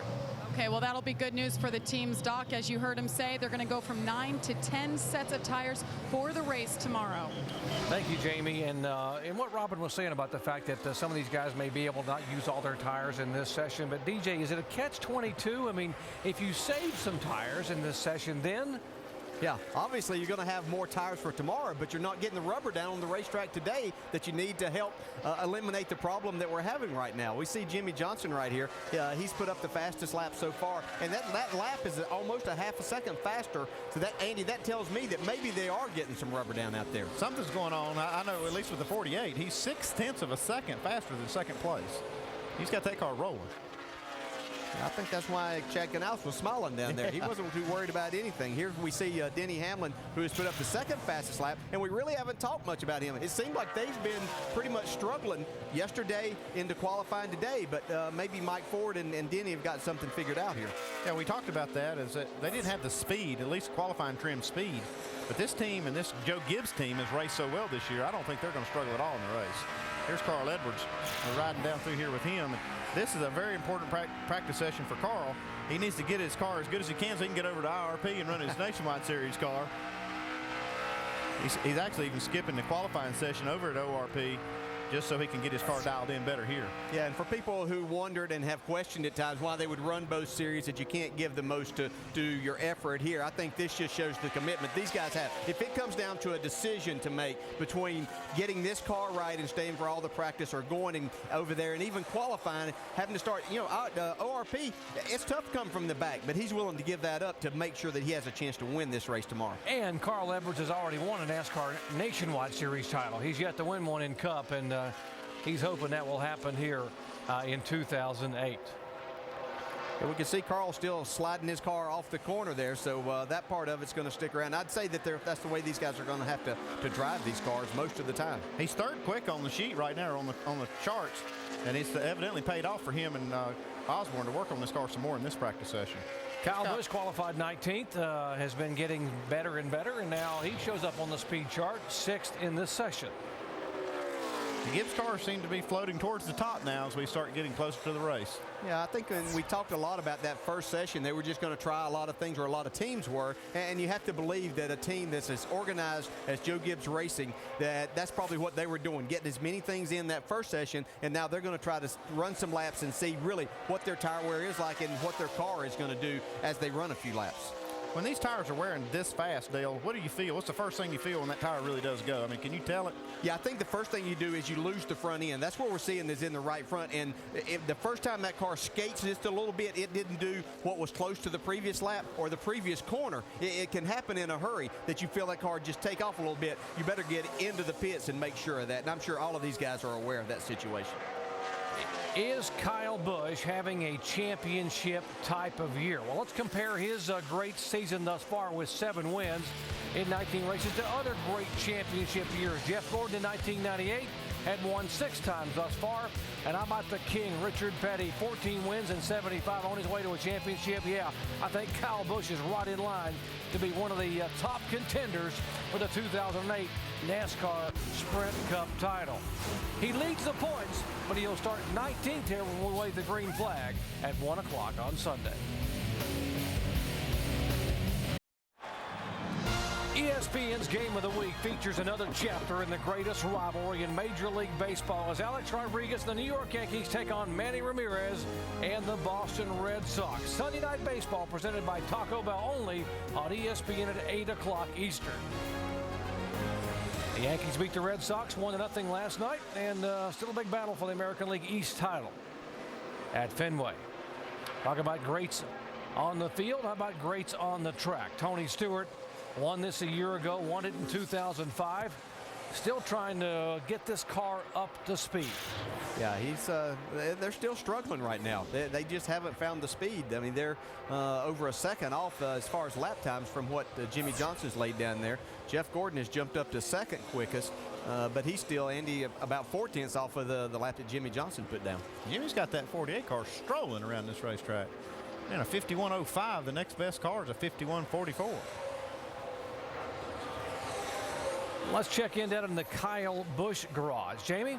Well, Doc, as you know, here in NASCAR open book policy, so teams looking at each other's tires. The 48 of Jimmie Johnson, the 18 of Kyle Busch, they're radioing to each other, the crew chiefs looking at each other's tires. They said the 48 right sides look just like Kyle's. The team told me, Steve Addington, crew chief for Kyle, told me right sides after 6 laps, gone. He said it's not getting any better. The rubber's totally blowing away. The car's picking it up and bringing it in here instead of laying it on the track. So they're still concerned about that tire, and they also told me as soon as this practice is finished, hopefully they're going to figure something out. Kyle will helicopter over to ORP and will attempt to qualify that 18 in the field for tonight's race. That's the difference between stock car racing and open wheel racing. All these guys are sitting in the same garage stall, so they can look at each other's cars. These two cars here, the 18 and the 48, are parked side by side, so the crew chiefs probably talking back and forth and comparing a little bit of notes, at least on this tire wear. I bet they're not sharing their notes on their setup. I'm pretty sure not. Speaking of open wheel racer, Sam Hornish Jr., first time here in a stock car. I was talking to Sam the other day, and he was talking about that these type of racetracks that are a little flatter, that they're the ones that's really giving him the most problems. And I think that's not uncommon, because I think that the cars do a lot of different things when you don't have that banking to rely on. And he said he's just having a harder time getting the feel of that. Yeah, this is the car that he had trouble with at Pocono. In fact, he wrecked this car in happy hour at Pocono, and they had to put a front clip on it. And they brought this car back because it was their best flat track car. A lot of open wheel drivers making their way to NASCAR. In fact, a number of drivers who have run in the Indianapolis 500. You see Juan Pablo Montoya and Sam are winners, but others that have entered here: J.J. Yaley, Allmendinger, Jason Leffler, Tony Stewart. 10 times he ran the race on Memorial Day. Patrick Carpentier and Robbie Gordon, who say came just so close in the Indy 500, running out of fuel. There were just a couple laps to go.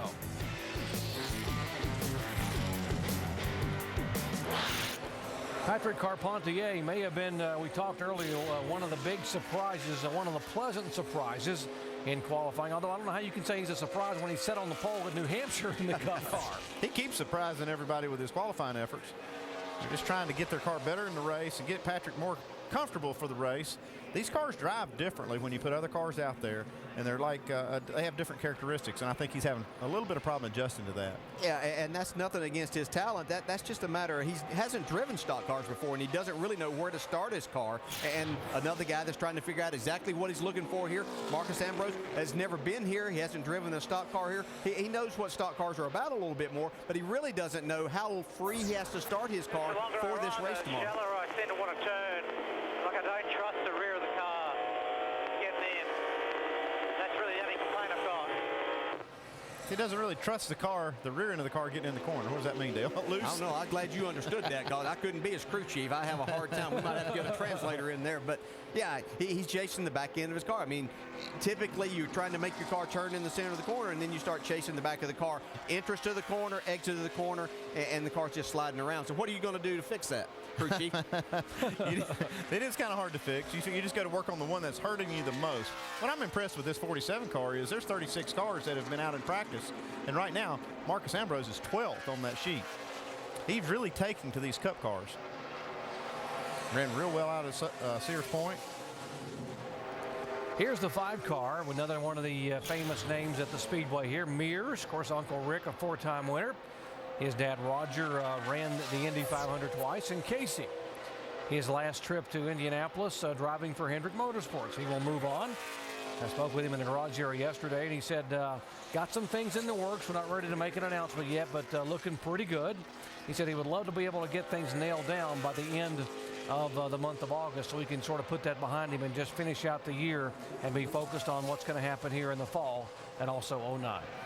Yeah, it could ease your mind a lot if you can get that. You know, Hendrick Motorsports knows what they're going to do. Mark Martin's going to come over and going to drive for them. So, you know, it's not affecting the team there. But as you see him sliding through the court, I'm sure he'd have a lot of the same things that Marcus said. I could probably understand him. But, yeah, he needs to get that done as quickly as possible to know what he's going to do, ease his mind that he's got it all laid out there, and then he can go on and finish out the rest of the season.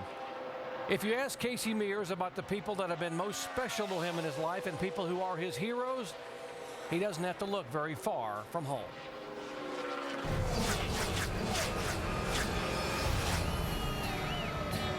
There's a lot of guys that had a lot of talent that I look up to, but my heroes were my dad and my uncle. I mean, I grew up going to the races with my dad, you know, from the very beginning of my life. Obviously respect and look up to what my uncle's done over the past few years. You know, what he was able to accomplish in Indy, and you know, he was called the master of ovals at one point. And Rick Mears is now a 4-time winner of the 500. For my dad was, you know, winning the Baja 1000. He did that 4 times. You know, just really look up to those guys and respect what they say and the advice that I get from them. It is one of the greatest races in all the season, the Allstate 400 at the Brickyard. Kyle Busch leads all drivers this year with 7 wins, but he's never won here. Tony Stewart has won 2 of the last 3. And Jeff Gordon, well, he's won 4. Could it be the drive for 5? Remember, Jeff Gordon starts back in 5th position. Our coverage begins tomorrow, 1 o'clock Eastern time with NASCAR Countdown. Alan Bessick, Brad Doherty, and the whole crew. And then the 15th running of the Allstate 400 at the Brickyard. Final practice session. Here's the miles per hour and the laps they have run, and to no one's surprise, Jimmie Johnson is rocking. He has got a rocket ship out there. Jeff Gordon there in the top 5, Hamlin, Carl Evers, and yes, Casey Kane finally moving in the top 10, showing us he's going to be a major factor in this one on Sunday. But the big story, guys, is tires. How about it, Mike Massaro? Well, we're catching up with Greg Stucker, Director of Racing for Goodyear. And Greg, what we're noticing right now is that the rubber doing a really good job sticking to the race cars, but not so much with the racetrack. Why is that? Yeah, it doesn't seem like we're putting the rubber down quite as much as we have in the past. You know, since they ground the surface here at Indy, it's pretty abrasive, and it wears tires pretty heavily during practice. I think the phenomena of the rubber sticking to the car is more the aero effect of the splitter and the wing on the rear of the car. So it's more an effect of how the car, or how the air flows around the new car and sticking to the rear end. You pretty much led me into my next question. The COT is a variable you didn't have to deal with a year ago. How has that changed things for you guys? Well, you know, we came back here and tested in April, and obviously that was done with the COT, with this car. And we've seen historically through this year the car seems to be a little tougher on right sides. It carries a little more weight. It transfers a little more weight. So, you know, we actually came back with the same tread compound that we raced last year because it was a known quantity. Unfortunately, everything we attempted to try to improve the wear, we got the wear improvement, but of course the handling penalty was there, and the drivers we had the test just felt like that penalty was a little too much to pay. So we stayed with what we knew from tread compound standpoint. Went a little bit softer on the left to try to help the work on the right. If there is a run on tires tomorrow morning, teams stocking up for the race, can you meet the demand? That's what we're protecting now. I know there are a lot of guys that would prefer to have another set or 2 for practice today and hopes to put a little bit more rubber down. But we sat down with NASCAR and really felt like let's protect our race quantities, make sure we have enough tires to get through the race. We've historically seen that, you know, even in the race, wear is going to be fairly heavy early on, but then by the end of the first stop, towards the second stop, everything cleans up, and it just seems like all of a sudden, once you get all 43 cars out there at one time, the condition pretty well heals itself, and we feel like we should be in pretty good shape. We just want to make sure we got all the quantities for tomorrow. Well, Doc, as far as inventory goes, Stucker tells me that they actually have more tires here this weekend than they used in the entire race a year ago. That's good news for the competitors, and I'm not sure the owners are going to like that because they're going to have a sizable tire bill. There's the rubber he was talking about, and DJ, exactly what you said, the aerodynamics of these cars allowing that rubber really to come back and fold onto the back of the car. Yeah, something totally different. We see Jimmie Johnson, who's at the top of the charts by quite a large margin, back on the racetrack, probably trying to get a few more laps to see if indeed the rubber is sticking on the racetrack a little bit more. He just had a fast car all weekend, obviously, and these guys have been on top of their game right here. Andy, when you've got a car that fast, are you hesitant about getting back out there with the situation we have with the tires? I'm not too worried about this situation with Jimmie Johnson because he's such a great race car driver. He's not going to get you in trouble, but he's trying to make long runs. They went out there the first run and made 7 laps. He's back out there this time. He's run about another 4, and he's going to see just how many he can go. Let's listen in to Jimmy's radio. I still didn't get that hook that I was looking for through the center of the turn, but the car was turning better all the way through. Late exit, there was a little movement in the car, like maybe light on wedge movement, but it never did anything bad to me. Just kind of moved. And then that last lap or so, I started to see loose into 2 and 4. And I think that's the one thing that these guys are wanting to do is get some more laps because see how their car is going to change. We heard him say that it was it turned a little bit better, but the last lap or so, it started to get a little bit loose into the corner. They're wanting to run some laps because they're going to have to run at some point in time tomorrow as this track rubbers up and things get better tire-wise. They're going to have to run over 30 laps on a fuel run, so they want to know what this car is going to do. What you got to be careful of as a crew chief and the drivers here is you can't adjust the car on tires that are in the cords. He's saying he's getting loose in after he runs a few laps. If that car comes in and there's cords showing on the right rear tire, you can't really adjust for that because if you do that, you're really adjusting for something that's not a condition that we won't see tomorrow. The way I see it, there are 2 big wear concerns here for tomorrow. Number 1, the Goodyear tires wearing against the racetrack. Number 2, from looking at the speed charts, Jimmie Johnson just wearing everybody out because he has turned some laps in this session. He is the only car over 176.3 miles per hour. In fact, there's a few drivers that have not even been on the racetrack in this final session. These are guys that may be conserving tires for tomorrow just to make sure that they have enough. I'm glad to see that this is a short list, so we're getting a lot of cars on the racetrack that are still putting rubber down. We see quite a few cars on this straightaway. About halfway through this final practice session here for the NASCAR Sprint Cup cars. Carl Edwards still here working awfully hard on the Cup car.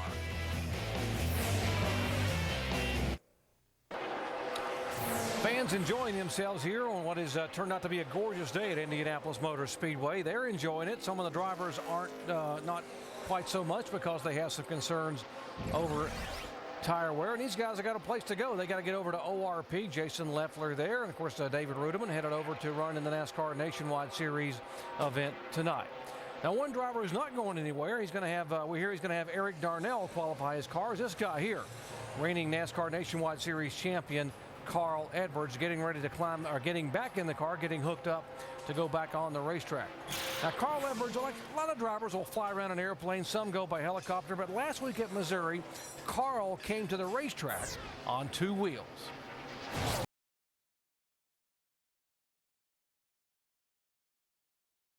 Guys, he's going to make another couple laps in his car here. He's going to get out. He said if they have time, it's looking good. He's going to jump in a helicopter, go over to ORP. He wants to get in and qualify the 60 car. He doesn't want to start in the back tonight, Doc. Carl Edwards wants to be able to get his work done here, as you said, Jamie, and then not have to, boy, that's got to be awfully tough to try to drive through traffic at O'Reilly Raceway Park. And we're going to have NASCAR Nationwide Series qualifying coming up at the bottom of the hour from ORP. So why don't we check in over there with Marty Reed across town. Marty. Thanks, Doc. Appreciate it. Carl Edwards is going to be second out if he can make it, so he's going to have to get on his ponies. Now, if you were to make the trip, as we take a look at the pit lane as the cars are getting ready for qualifying here at O'Reilly Raceway Park for the NASCAR Nationwide Series event. If you jumped in your car, Doc and you guys came on over, a little right, a little left, come to the west, and at 500 miles an hour, we can get you to O'Reilly Raceway Park in a total of 14 seconds. And when you pull in the front gate, we'll even have a ticket for you with a great seat for tonight's 7:30 race. It started at 6 a.m. Eastern time. That's when the cars rolled out of the haulers and went through the tech line. That at 7:15 a.m. And Randy LaJoy, what really is grueling for the pit crews is this day never seems to end. It probably started yesterday, and what happens is at 9 o'clock, this guy could have been out last night because Indy's such a great town. Some of these guys might have just rolled in from last night. Are you saying that they didn't sleep at all? Colin Brown was our fastest in the final practice practice at the only car to go under 23 seconds. And right behind him, sliced bread, Joey Logano. You know what? The last time he was here, he was 14 years old in an ASA car. But there was one surprise. Brad Keselowski, second in the points. He was 31st fastest in the final practice. Now, could they possibly be holding something back, knowing that this track is going to tighten up? Of course, a lot of the double-duty drivers that you mentioned, there you see our qualifying coming up next on ESPN2, and then our race at 7:30 Eastern on ESPN. So, Doc, we'll send it back to you. Marty, let's ask you, though, about what would happen for Carl Edwards. You mentioned he is the second car in line to go out. I know they would possibly allow a 5-minute clock, but would they give him any more time at all to get there?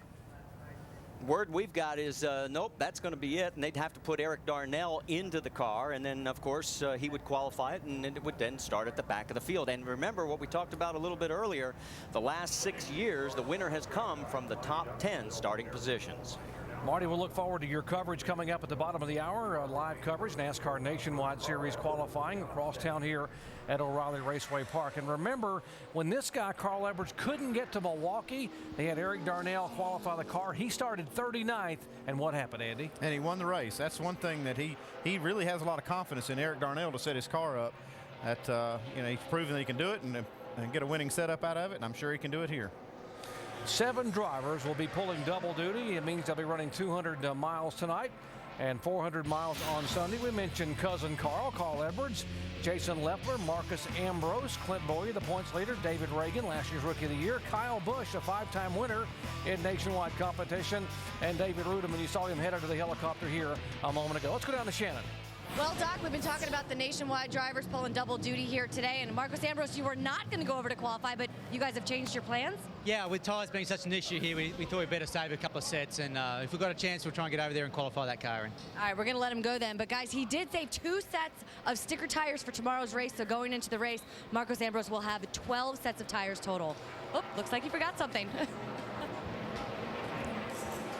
What do you guess? It's probably, the hat. Gotta have the hat. How important? Sunglasses and hat, then I'll go qualify the car. He's already big time. Back with more coverage in just a moment. Reigning Cup Series champion Jimmie Johnson has had a pretty eventful day. He started out with qualifying, and man, what a lap he put up in his Chevrolet. He just drove it in the corner to capture the pole here for the 15th Brickyard 400. But then in final practice, tire concerns. Right front tire, 5 laps, and there was some cord showing. Decided to meet with Jeff Gordon and some of the other drivers there on the team, talking about what they're having, the handling problems they're having, tire issues continuing through the end of the first session, but he's still very, very fast. And in this final session, Jimmie Johnson atop the leaderboard. Right behind him, teammate Jeff Gordon. But there's the enigma. Jimmie Johnson has run a lot of laps. Other guys have not run 15 laps, albeit between 2 different sets of tires. He got 7 laps on the first set, and he went out and got 8 laps out of the second. So at least it's getting a little bit better. You always want to have the hot car at Indianapolis in the final practice session, but Robbie Gordon didn't want to have this kind of hot car. Just moments ago, oh wow, flames erupting beneath his Dodge. That looks like a fuel issue right there. I'm not sure exactly what it is. Shannon is with him. Yeah, Doc, I'm down here with Robbie Gordon. He saw that on the monitor and he said, oh wow, you had no idea that had happened to the car. Well, what it is, it's the rubber. There's so much rubber out on the racetrack. I got offline there. Paul let me go around the outside, and I got in a little bit deep, and I got out in the marbles, and just all the little rubber particles got on the headers, just lit the whole bottom of the car on fire. But nothing wrong with gas or anything on our side, so it's just that much rubber on the racetrack. And Doc, we're going to let you take a look at the back of the car. You can actually see where the paint out on the car, the back of the car, has actually bubbled up from the fire. That's the first time I've ever seen anything like that in my life. Wow. You know, we saw that fire blow up right there, and it looked like maybe it was fuel. Hard to believe that's tire dust. They say if you stay around something long enough, you'll see something you hadn't seen before. Well, we just saw it right there. Because he ran a whole nother lap. I mean, we're wondering how could it be fuel or oil. NASCAR stopping the practice momentarily to check the racetrack. We'll have the final minutes of happy hour when we come back.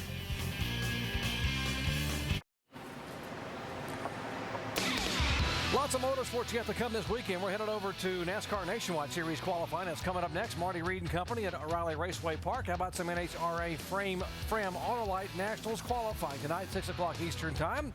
And, of course, live flag-to-flag coverage tonight, 7:30 Eastern of the NASCAR Nationwide Series event. NASCAR Now tomorrow at 10 a.m. Eastern. And then starting with countdown at 1 o'clock, Alan Bessick, Brad Doherty and Company, we will have the 15th running of the Allstate 400 at the Brickyard. Front row, Jimmie Johnson and Mark Martin, a couple of Chevrolets leading him to the green flag. Let's update you on the Carl Edwards situation. Jamie.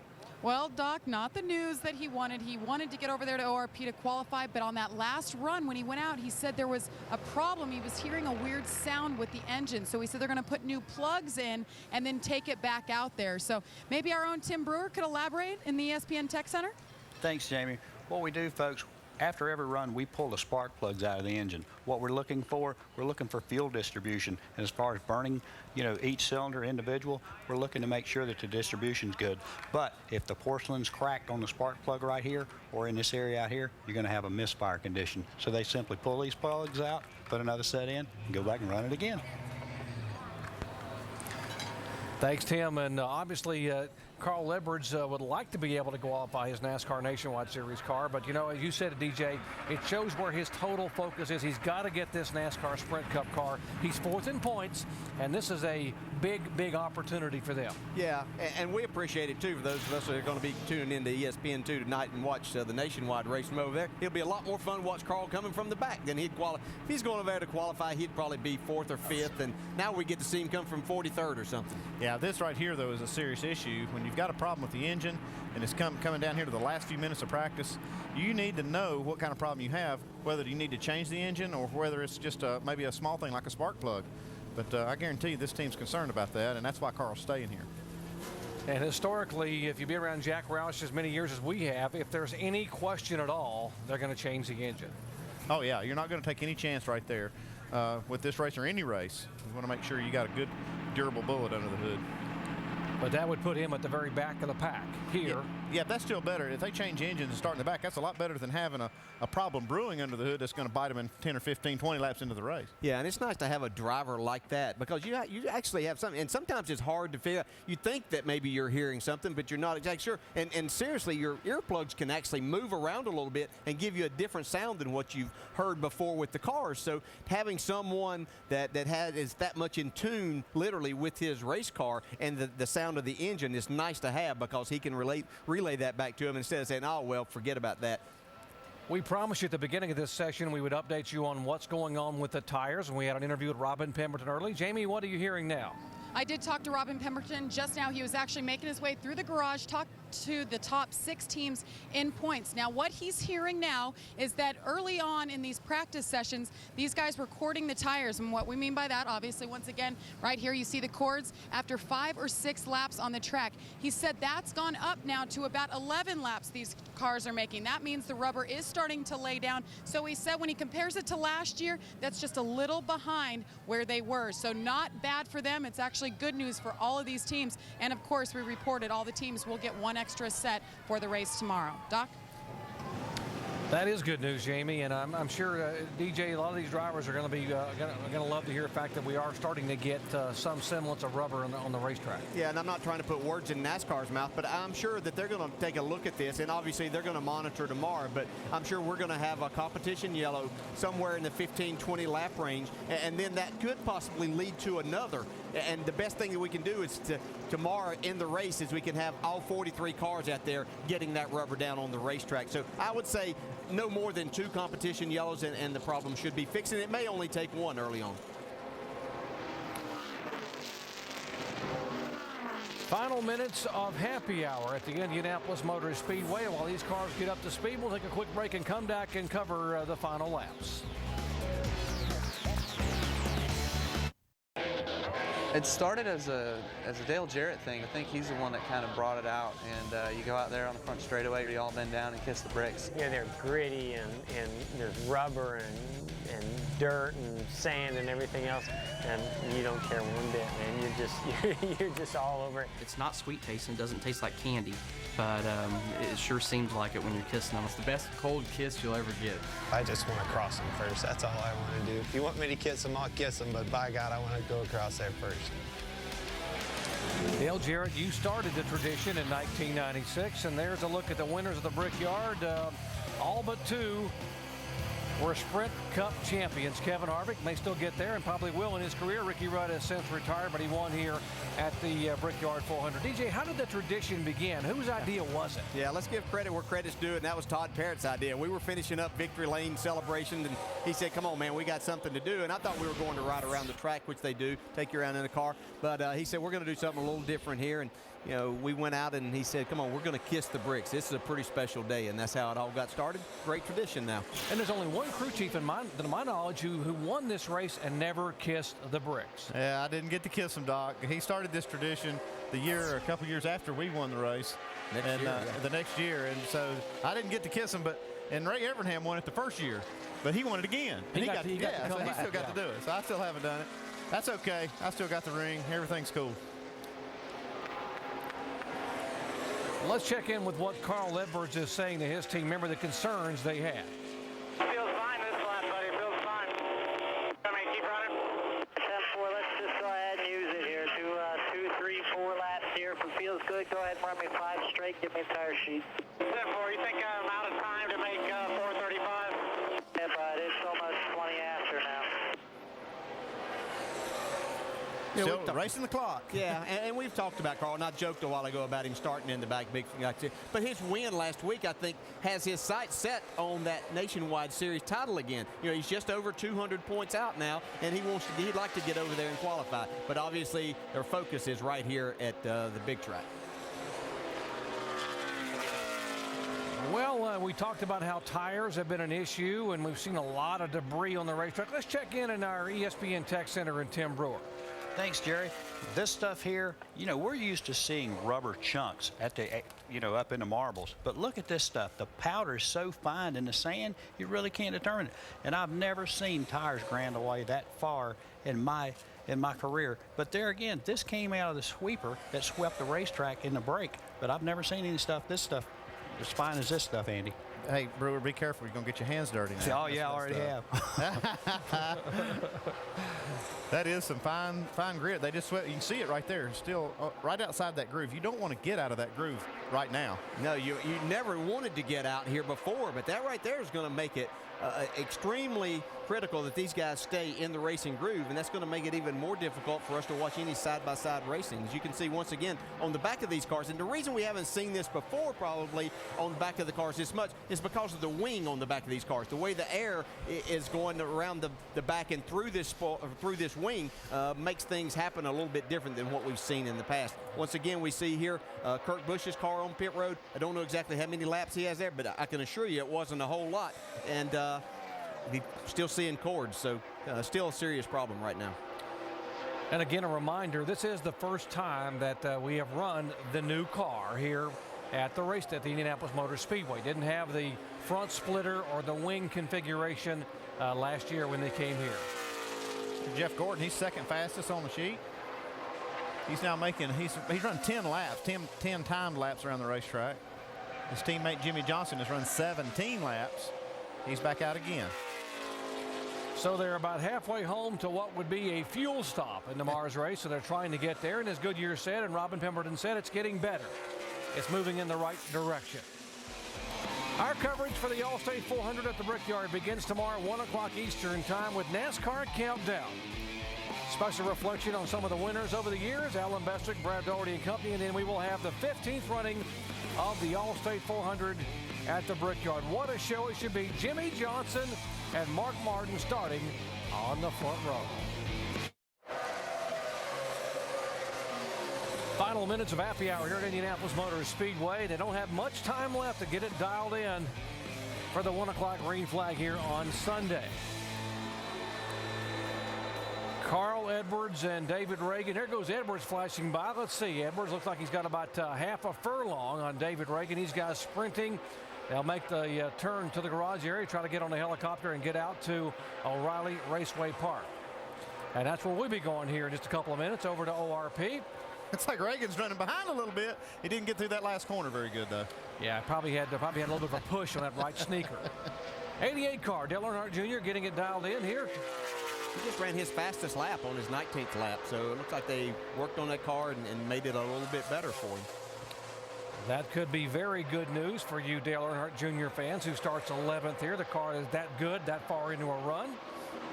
He's now got 20 laps on his car this session, which is just about as much as anybody except Jimmie Johnson. He's got 22 last time by. Helicopter taking off, and we'll show you it landing, and hopefully over at ORP here in a few minutes, and see if these guys have any shot of getting out of that chopper, getting signed in, and running down pit road to get in their nationwide car to qualify. You think he waited on David Reagan before he jumped in there? I doubt it.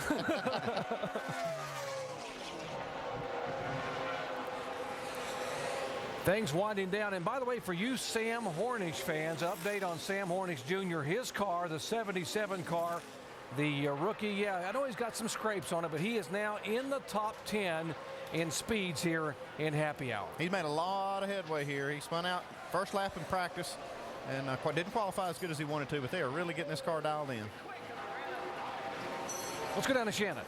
Yeah, you notice the scrape on the side of the car. You also got to notice the rookie stripes on the back of this car for Sam Hornish Jr. Now, their intention in all of these practices here this weekend, guys, was just to get Sam comfortable in this car. And as you said, in the top 10, they really feel like they've made a lot of gains, and really looking forward to tomorrow's race. Shannon, no driver has ever won the Indianapolis 500 and the Brickyard 400. Sam Hornish sat on the pole in 2006 and won the Indy 500. Here's a guy, Jeff Gordon, out of his car. Had us won 4 times here in the Brickyard 400. He will start 5th here tomorrow. Yeah, I know these guys are really contemplating and talking about everything that they've done, and getting Jeff's input as to exactly what they want to put in that car for tomorrow. But he's sitting there second behind Jimmie Johnson. Has to like his chances. Clint Boyer, NASCAR Nationwide Series points leader, getting some final laps. And last year's winner, Tony Stewart, trying to get his car dialed in the final seconds of practice. Guys, your thoughts on who could be the favorites?